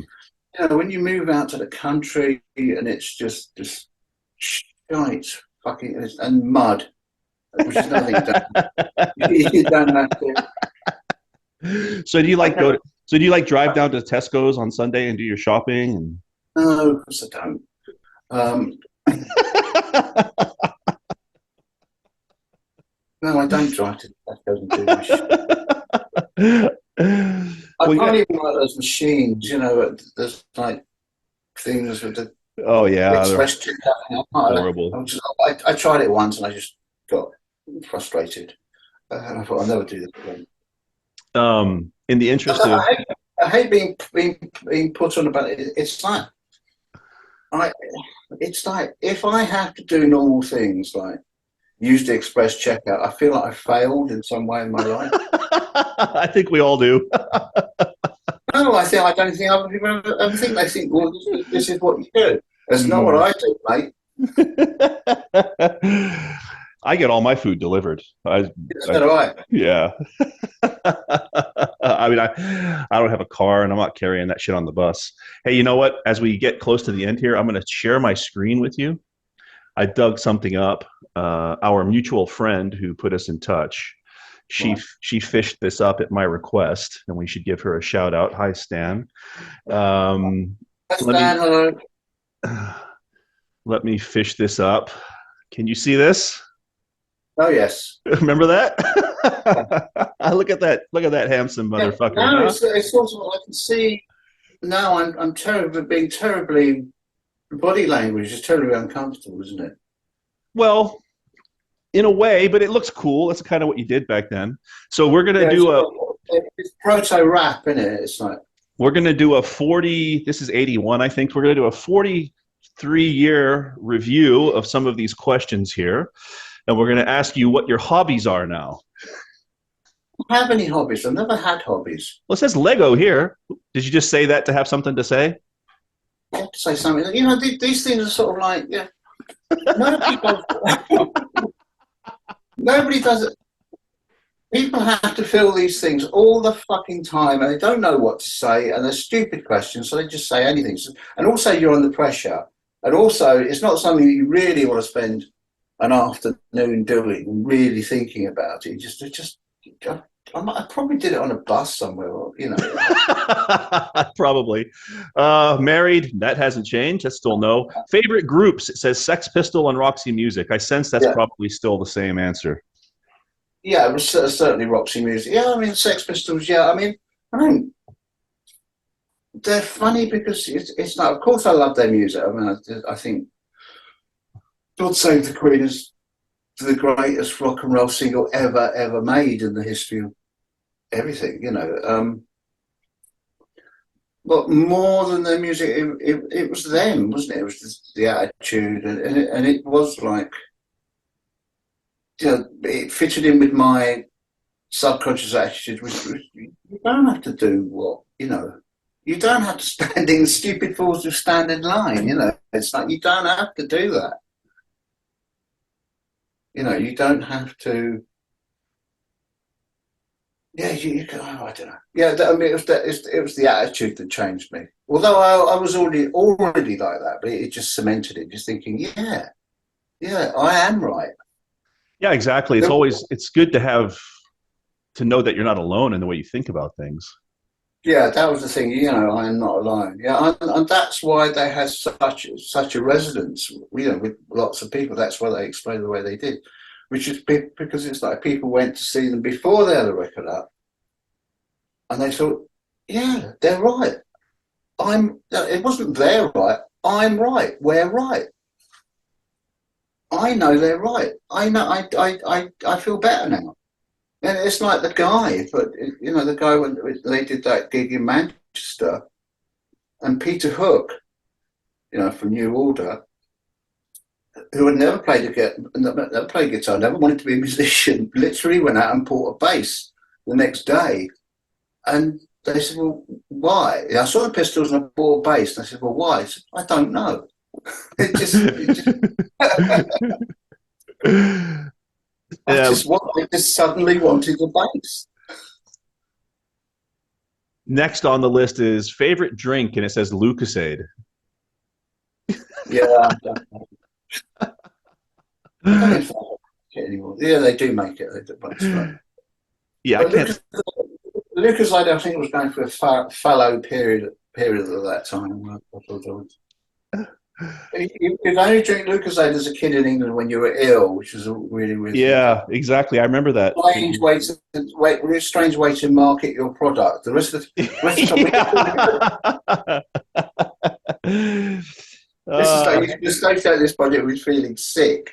You know, it's a strange. so if you were filling this out today, what would you put here? I can't. The thing's disappeared now. Oh, I took it. Oh, I stopped sharing my screen. Hold on, I'll do it again. Yeah. So if you had to fill this shit in again today, and you had to put your favorite drink, Oh, I haven't got one. I mean, you yeah, know. yeah, me neither. Car.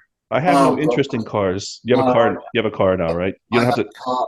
I have a Mercedes. Don't ask me what it is. Very nice. Well done, you. It's an E. E-type. No, it's not an E-type. That's Jags. That's Jags, isn't it? I don't know shit about cars, man.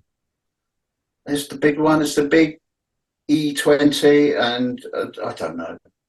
But that's the other thing. Around it, you have to have a car. When I lived in London, I never had a car. Yeah. Don't like driving. Me neither. Sucks. I got better things to do. Yeah, me too. And I don't like being exposed to, like, you know where I live. I don't really want to say where I live, but the people here are terminal fuckwits, and I try to minimize my exposure to them at any particular point in time. And the people here are terminal fuckwits, mate.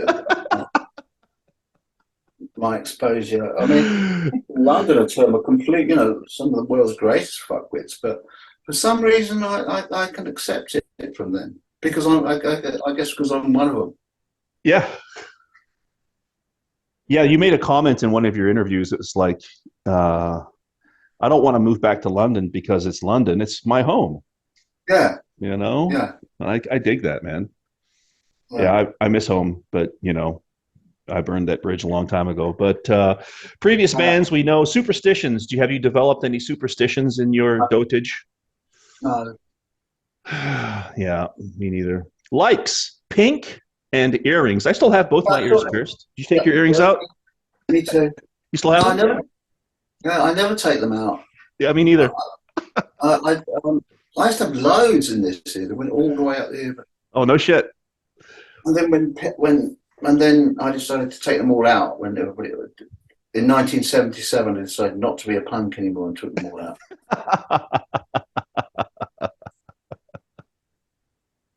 Yeah, I always remember when I was little looking at your earrings like, oh my God, those are cool. But I always felt like, oh, you know, like it's like such a grown-up thing, like a guy with earrings, that cool, you know. When you're a kid, you think that stuff. But you put the word pink here. So what was that all about? Pink stuff? Pink shirts? Pink what? Pink was, it was a colour that men did not wear in those days. So I decided that it was camp and cool. Well, you guys certainly did well at the camp stuff. I went into a shop. This sort of how backwards, you know, where I live is and why I hate it. I went to a shop to buy a new case for my iPhone, and the bloke said, "I said, we've got a case for iPhone." He said, "Yeah, but we've only got a pink one, and you won't want that, will you?" Why wouldn't I want that? Why wouldn't I want? Do you think that your sexuality is dominated by the color, by what color your iPhone color? You know, do you think if I buy a pink iPhone case, I will become homosexual? Is that what you? So if I was gay and I bought a blue iPhone case, I would become straight. I don't think it works like that. It's like the tabloid headlines. I was turned gay by my iPhone case. A 64-year-old Derbyshire man Yeah, I'm not has come out as homosexual after buying a pink iPhone case. I've got books somewhere called David Bowie Made Me Gay. What? You have a what? I have a book called David Bowie Made Me Gay. What is it? Is it a book or like a picture book or what? It's a book. It's a book by a guy who, I think the idea is that he didn't realise his sexuality till he saw Bowie on Top of the Pops. I think that goes for a lot of people. I mean, I realised my sexuality when I saw Bowie on Top of the Pops because I didn't want to look like him. I thought, my God, he's beautiful, and I really want to look like that. So that solidified my heterosexuality. But if I had been gay, I mean, that would have driven you. You would suddenly know what you were, wouldn't you? Mm. I think for a lot of artists from that time, like Morrissey or Mark Armand or what's his name, Boy George. They all saw that, and suddenly they went, "Oh, I know." I suspected for a while, but now I really know. Yeah, Page 3 took care of that for me when I was really young. I knew right away, you know. Yeah, I know. Yeah. I never objected to being sent down the newsagent to get the paper, You know, dislikes: worms, Hey, vegetables, well, that's reggae, what you football, and know. spam. You know how people have phobias about things, and my phobia is worms. I really Is there a always hate. is there a scientific term for fear of worms? There must be. Let's see. But what about the rest of this list? Vegetable. Whoops, shit. Yeah, Vegetables. I don't eat vegetables very often. I don't hate reggae actually. I hate football and slam. I don't eat. So That's horrible shit. Is there anything yeah, else you'd add to the list today if you were filling this out? North of England. YouTube interviews. Weirdos texting you about uh, ant songs. Yeah, looking at my songs. Yeah, I fucking. love it when people work. I love it when people work them out wrong. I don't think I got it wrong though, did They I? argue. Then they argue. Then they send them messages and I say, did it wrong. When they go, well, one, I don't believe you're you. You have to prove that you did that. How about the fact that I know how it goes and you don't? Well, I now said, I look, play whatever way you want. It doesn't matter to me. But I'm just telling you, you're doing an instructional video, so it's well, I know I fucked up Prince Charming now, but I've done 100 other ones, and I think they're right. I mean, some of this stuff is hard to nail on the first record because it's just a lot of it's like the distortion and feedback and stuff, but the rest are pretty. It's pretty right out in front of you. You know what yeah. I I mean, mean? most guitar players just use the same. It's the same tricks over and over again, just in Yep, different. mate. I'll Once, tell once, you. once you get the key to, there's always one day when you get a key, the key that opens the door to any guitar player, and you get this little thing. You go, he always does that, Hmm. but he does it in completely in 100 different ways. But once you've got that little key, it's like the Dave Gilmour thing, where I suddenly realised that all his solos are just blues scales, Yep. which I would not have thought that they Yep. were. All of it. Yep. All of it is just blues scales, and even things like I'm not a Pink Floyd fan. I don't really like Pink Floyd, but I do like Gilmour. Things like like is it like what's it called? Comfortably Numb. The greatest solo in the world. So called the greatest solo in the world. You think, wow, that's an amazing solo. And when you work out, you think, is that all it is? That's all it is. It's brilliant, but and I can do it. I mean, the solos I could never do. Like say the solo to Beat It or something. I could never do Right. that. I played that on stage in front of 2,000 people once. That solo. Can you play it? Yeah, I can play all that Van Halen stuff. Oh, right, okay, right. Yeah, yeah, sure. No, I can't get my fingers to go that fast. Yeah, that's what I spent my 20s learning how to do all that stuff. Right. So yeah, but now I don't bother with it anymore because it's like every asshole. Thing about YouTube is like you just really, I've really, I just focus on what I like now, and I like playing this fucking yellow beat to shit fucking special. Yeah.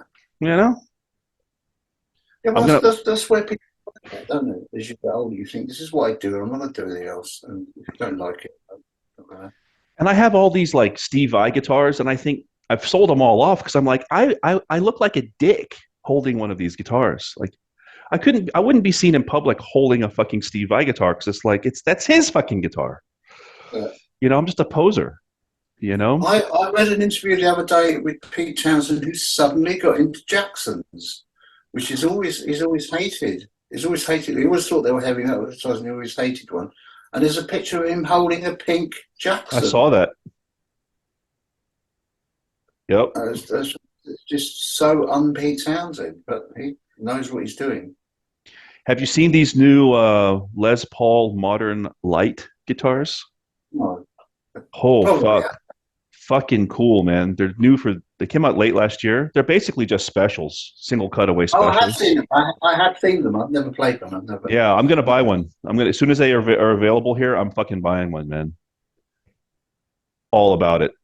I think I'm gonna sell off a bunch of my shit and buy a bunch more old, or not old. I don't like this vintage shit, but I'm gonna buy a couple of more specials, I think, as well, for Oh, sure. I like the vintage shit. Vintage You shit. do? Yeah, I went for a period of like trying to buy some new guitars, but it just didn't do it for me. Why? But I don't know. I don't know. It just don't feel nice. Hmm. Yeah, I wouldn't know. I don't have any. What I have discovered is that the what is it? Oh, is that a V? That's a flying V. A little flying V. A little one. Is that a Gibson? No, it's an Eastwood. I've never heard of those. Is it any good? Uh, it's Wait a minute. Is that a four string? yeah. No, it is. It's not a bass, is it? It's a four string guitar, or is it a bass? It could do. It's not a baritone. It's not a baritone. I have baritones, but this is what's his name from Nick Cave's band. You know, his guitarist. I don't know. How's it tuned? Like a B8, banjo. like a band. Oh, it's open G. Yeah. Oh wow, fucking cool, The man. whole, if you go into um, the Eastwood site, there's a whole fucking thing about instructional videos about it does make it's completely different. It's obviously a completely different tuning. It makes you play a completely different way, and it is suddenly you think, oh, this is good. This is. I mean, the only thing is, it's they're too little and they look silly. Yeah, you're a big guy. I'm a big guy. I'm 6'2" and like 240 pounds. I'd look like an idiot with that thing. Um, Man, I wish I got to just say again, brother, I fucking really would love to hear you play music again. well, I would like to play it again. One day I will. One day I will. I think I think when I move out of here and just sort of So what's the plan for that? Are you thinking about do you have a April, timeline, or April. you're moving it back to London? I don't know if I'm moving back to London because it's like yes, I can afford to move back to London, but I'm not going to go. I'm not living in a fucking 2 bedroom Right. apartment. So where are you thinking about going? I don't know. We're going to Are you selling that house? Or are you just going to rent yeah. it out, or you're going to sell it? No. There's no way that I ever want to come back here or have anything to do with it. And I'm renting.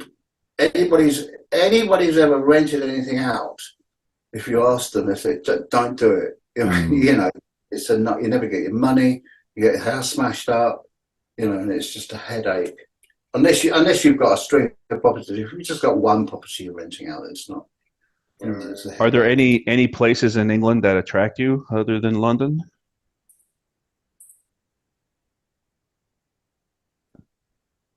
As long as it's south, and I'm Brighton, maybe. Brighton's nice. I'm from Oxford. That's my hometown. Yeah, I've got friends in Oxford. I was thinking of Oxford. Some nice villages around there. You can get into town very easily. That might be nice. It's not far from London. It's not 40 Yeah, minutes. that's it. It's just right down there. It's slim, simple. You can take the bus. You can even take a fucking bus there or a train in an hour. It's fucking amazing, man. Yeah, Yeah, yeah. expensive as shit, but a little bit outside of town, you'll be fine, right? I was also thinking of, I don't know why. I went to Edinburgh I had friends in Edinburgh, and I just thought that Edinburgh is really nice. It Really is. nice. Really, really cool town. I don't know if I would want to. I don't know if I should take that risk again. Weather It's is like, terrible though. yeah, but It's I don't think I nice. would. It's. I know it's not really a different country. Well, And Scottish people wouldn't want to hear me say that, but it isn't really. It's the UK. They do speak a sort of form of English, um, but I guess maybe that's probably a bit too ambitious. That's too much of a risk moving to Edinburgh. you could always like sell your place and just like put some shit in storage and then maybe just hop around, live in a hotel for a month here, a month there? I don't know. I don't want to do it. I don't. No. I don't want shit in storage anymore. I want my stuff Mm. around. Like, also, you know, paying shit, paying storage fees. It's like you might as well be renting another apartment. Yeah, that's true. Do you have a lot of stuff? Are you like a Yeah, stuff person? Yeah.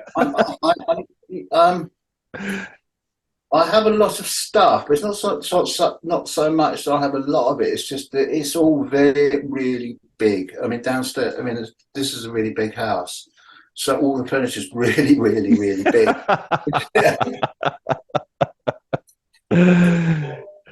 But I thought that I would be, you know, but I had a big apartment. I mean, my apartment before was 5 bedrooms, Wow. and it was big. It was big, and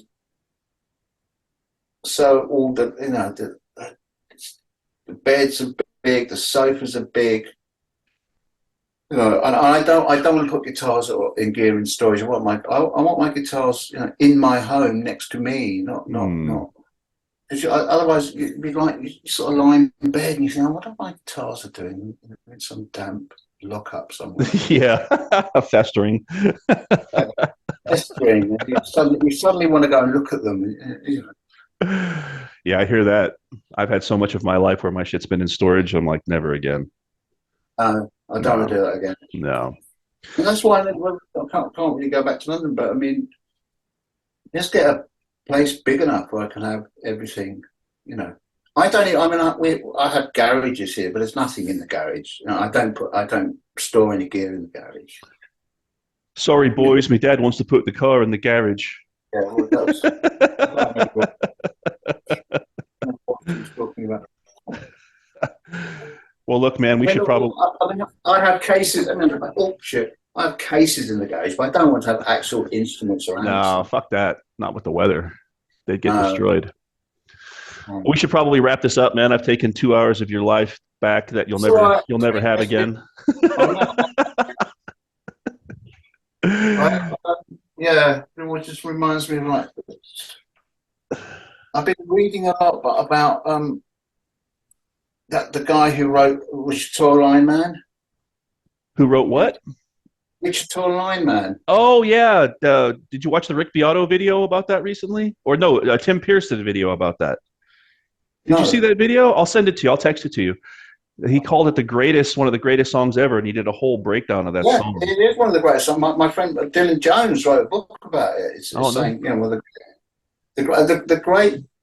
So the guy, I can't remember his name. He is one of the greatest, one of the most successful songs writers ever. He also wrote, uh, what's that fucking song? You know, I left out the cake out MacArthur Park. I left the cake out in the rain. And I'll never have that recipe again.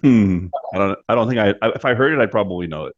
You must know I MacArthur must. Park. Yeah, I don't some of those things you can't not know. I left the cake out in the rain and I'll never have the recipe again. And no one ever knew what that meant. And when I read the book, he was so stoned that he doesn't know what the And the other thing about Wichita Lineman that I really liked is that it was written in 68 or 69, and he was the only people in the world to have, you know, like home recording. Yet he did have a rudimentary. He plays piano, so he wrote it on piano, and they'd had a big hit with. So Glenn Campbell, he did a song, and it was like, you know, always like, but we need it tomorrow. So I thought, oh fuck, all right, and so he came out with Wichita Lineman. But he didn't. But the song, you know, if you know the song, he's got these very existential lyrics, and I was like, Yep. and the whole what would explain the lyrics would be the third verse, which he didn't have time to write, and so he just sent them a demo, you know, a tape demo of the song, which cause it's only got two verses, you know. So well, I'm you know, I want you more than love you and all that, and. So then he sees Glenn Campbell, and a couple of weeks later, so he said, "So, well, you didn't like the song then?" He says, "Oh no, we loved it. We recorded it." He says, "But you didn't. What about That's it's I put the guitar solo there. He said, "But the third verse is what explains the song." He said, "No, it's great." So that's where the guitar solo is. Unreal. And it was done. The guitar solo was done on one of these.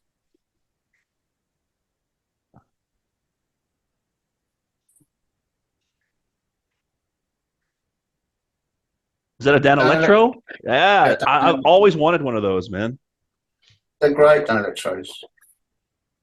Yeah, that's fucking cool. I can't remember the song, but it sounds exactly. He did it on a Dan Electro bass. It sounds exactly like it. I'm gonna have to buy a Dan Electro. I have a Dan Electro delay pedal that I like a lot, but I need to buy a Dan Electro guitar. You can't get a Dan Electro. I've got a Dan Electro amping case. It's rubbish and it's really, really dangerous because I had to get transformed, which I don't think really works for it. But I love Dan Electros. You can get a really good old one. I mean, I know they're only made of kind of like cardboard, aren't they? I mean, they're just basically cardboard. But I mean, Jimmy Page had one, didn't he? We still got it. What do you think of Zeppelin? Were you ever into Zeppelin? I'm not into, apart from 2 tracks, apart from Kashmir and Trampled Underfoot. Yeah, good songs, both of them. And there's a Red Hot Chili Peppers album, the one that Rick Ruby did. The whole album is just Kashmir and Trampled Underfoot. I think he did a bunch of Peppers records, didn't he? I don't know.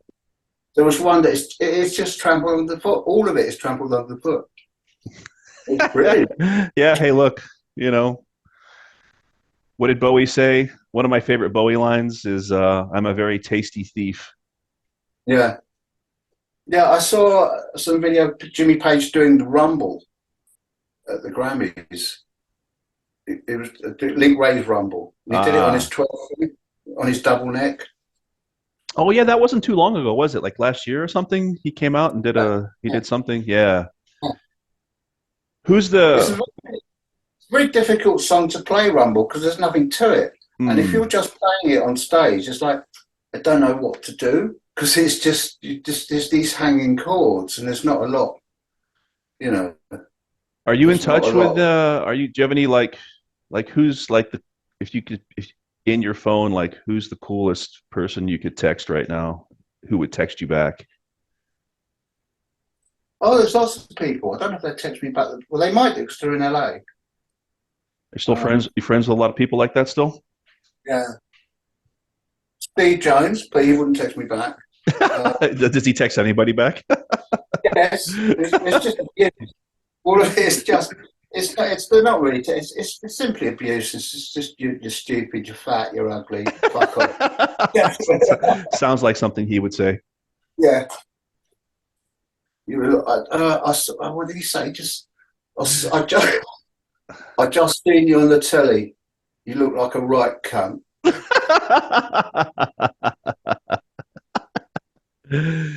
Hey, not to end on a sad note, but very sad about Sinead, right? Yeah. Right? That's fucked up, man. She's another person that never seemed to just came out on a different place and time than the rest of us. I don't know. It certainly did. Certainly the most, I don't know, kind of somebody was sort of like you had to admire, although she drove you mad, but because she's just not afraid of anything. That is not always a good thing. That is not always a good thing. Well, there's recklessness involved in that kind of attitude, right? It was reckless. It wasn't. It was just. But what I mean is, you can be that kind of not being afraid can lead to that. I've seen that kind of thing in people where they make decisions that might not be the best. Yeah, most of her decisions were not the best. No. I finally listened for the first time. I have to tell you, I had never listened to The Lion and the Cobra. I'd never listened to I Do Not Want What I Haven't Got. And I haven't listened to the last one you did with her. But she can fucking sing. I had no idea she could sing that well, man. Fuck. Did you watch the live stuff I sent you I when I was in the band? not yet. You didn't send me the links, but I need to fish them out. I'll send you the links. It's really worth seeing. It's really, I mean, the live, but her singing live was just, amazing, really. Yeah, I had no idea, man. I had no idea We she had to was that go, talented. when you see drummers on stage and they have those plexiglass split booths, it's Yeah, got yeah. sound leaking into the mics. But we had to do it the other way around. We had to do it so that her voice wouldn't bleed into the drum mics because she sung so loud. Live, you mean? Yeah, Fucking just no all the shit. time. Her voice, if when you go to the studio, the meters would do that. I mean, it's just Was she a she big was person? Like physically big? How was she small five, or? 5'4". Okay, so she was a tiny little thing. Yeah. Wow. Yeah, that's really sad, man. A real bummer. It's been a few years now, hasn't it? 2, 3 years, maybe longer. I don't know. It was 6 months ago. Yes, I don't. I mean, it's as you know, time is strange when you get to be old. Mm. I can't remember shit. Like I I remember went things, over. but not when. I went over for the funeral, Oh, you did? and I didn't really want to go. And well, my girlfriend said, "You have to be there. You have to be there. People expect you to be there. You got to be there." She'd have wanted you to be there. She's dead. She wouldn't give a fuck. And she said, "Oh no, just look." I talked to them. This is just a little family thing. It's just a couple of people, like 10 people. I don't think you're getting this, are you? Really? She says, "No. It's going to be really, really quiet. It's not going to be really quiet. Yes, it will. Yes, it will." Went over and 30,000 people turned out for a funeral. And fucking helicopters and of course and of course at a funeral they had to play. Obviously, her biggest hit was obviously the saddest song ever recorded. Yep. So it makes everybody cry, and so they played it over and over and over and Oh, over. Jesus. I know exactly. That's grim, man. Yeah, Yeah. yeah. It was difficult, and it was really fucking difficult. And it's. Are your parents still alive? Yeah, Really? That's great to hear. yeah. Nobody in my family ever dies.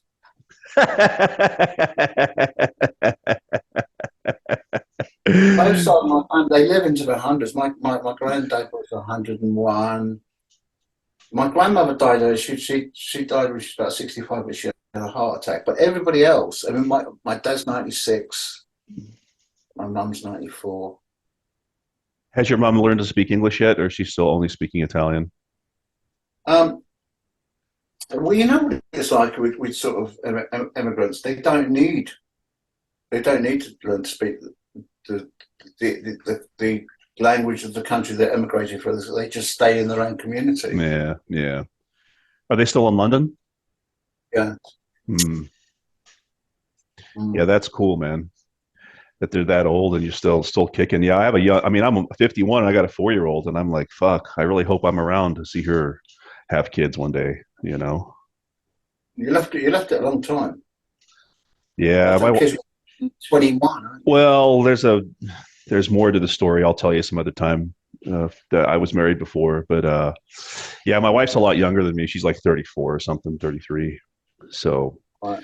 you know, but yeah, it wasn't planned. Let me tell you. But I guess But they God, never are. God or whoever had other plans for me. But look, it's great. You know, I mean, I love kids. I love being a dad. It's just not expected at this age. You know, Well, kids are never planned, are they? no, no. Well, I've never had kids as I don't like them. So it's like that line from The Young Ones when Rick Mayall said, "The only reason you don't understand our music is because you don't like it."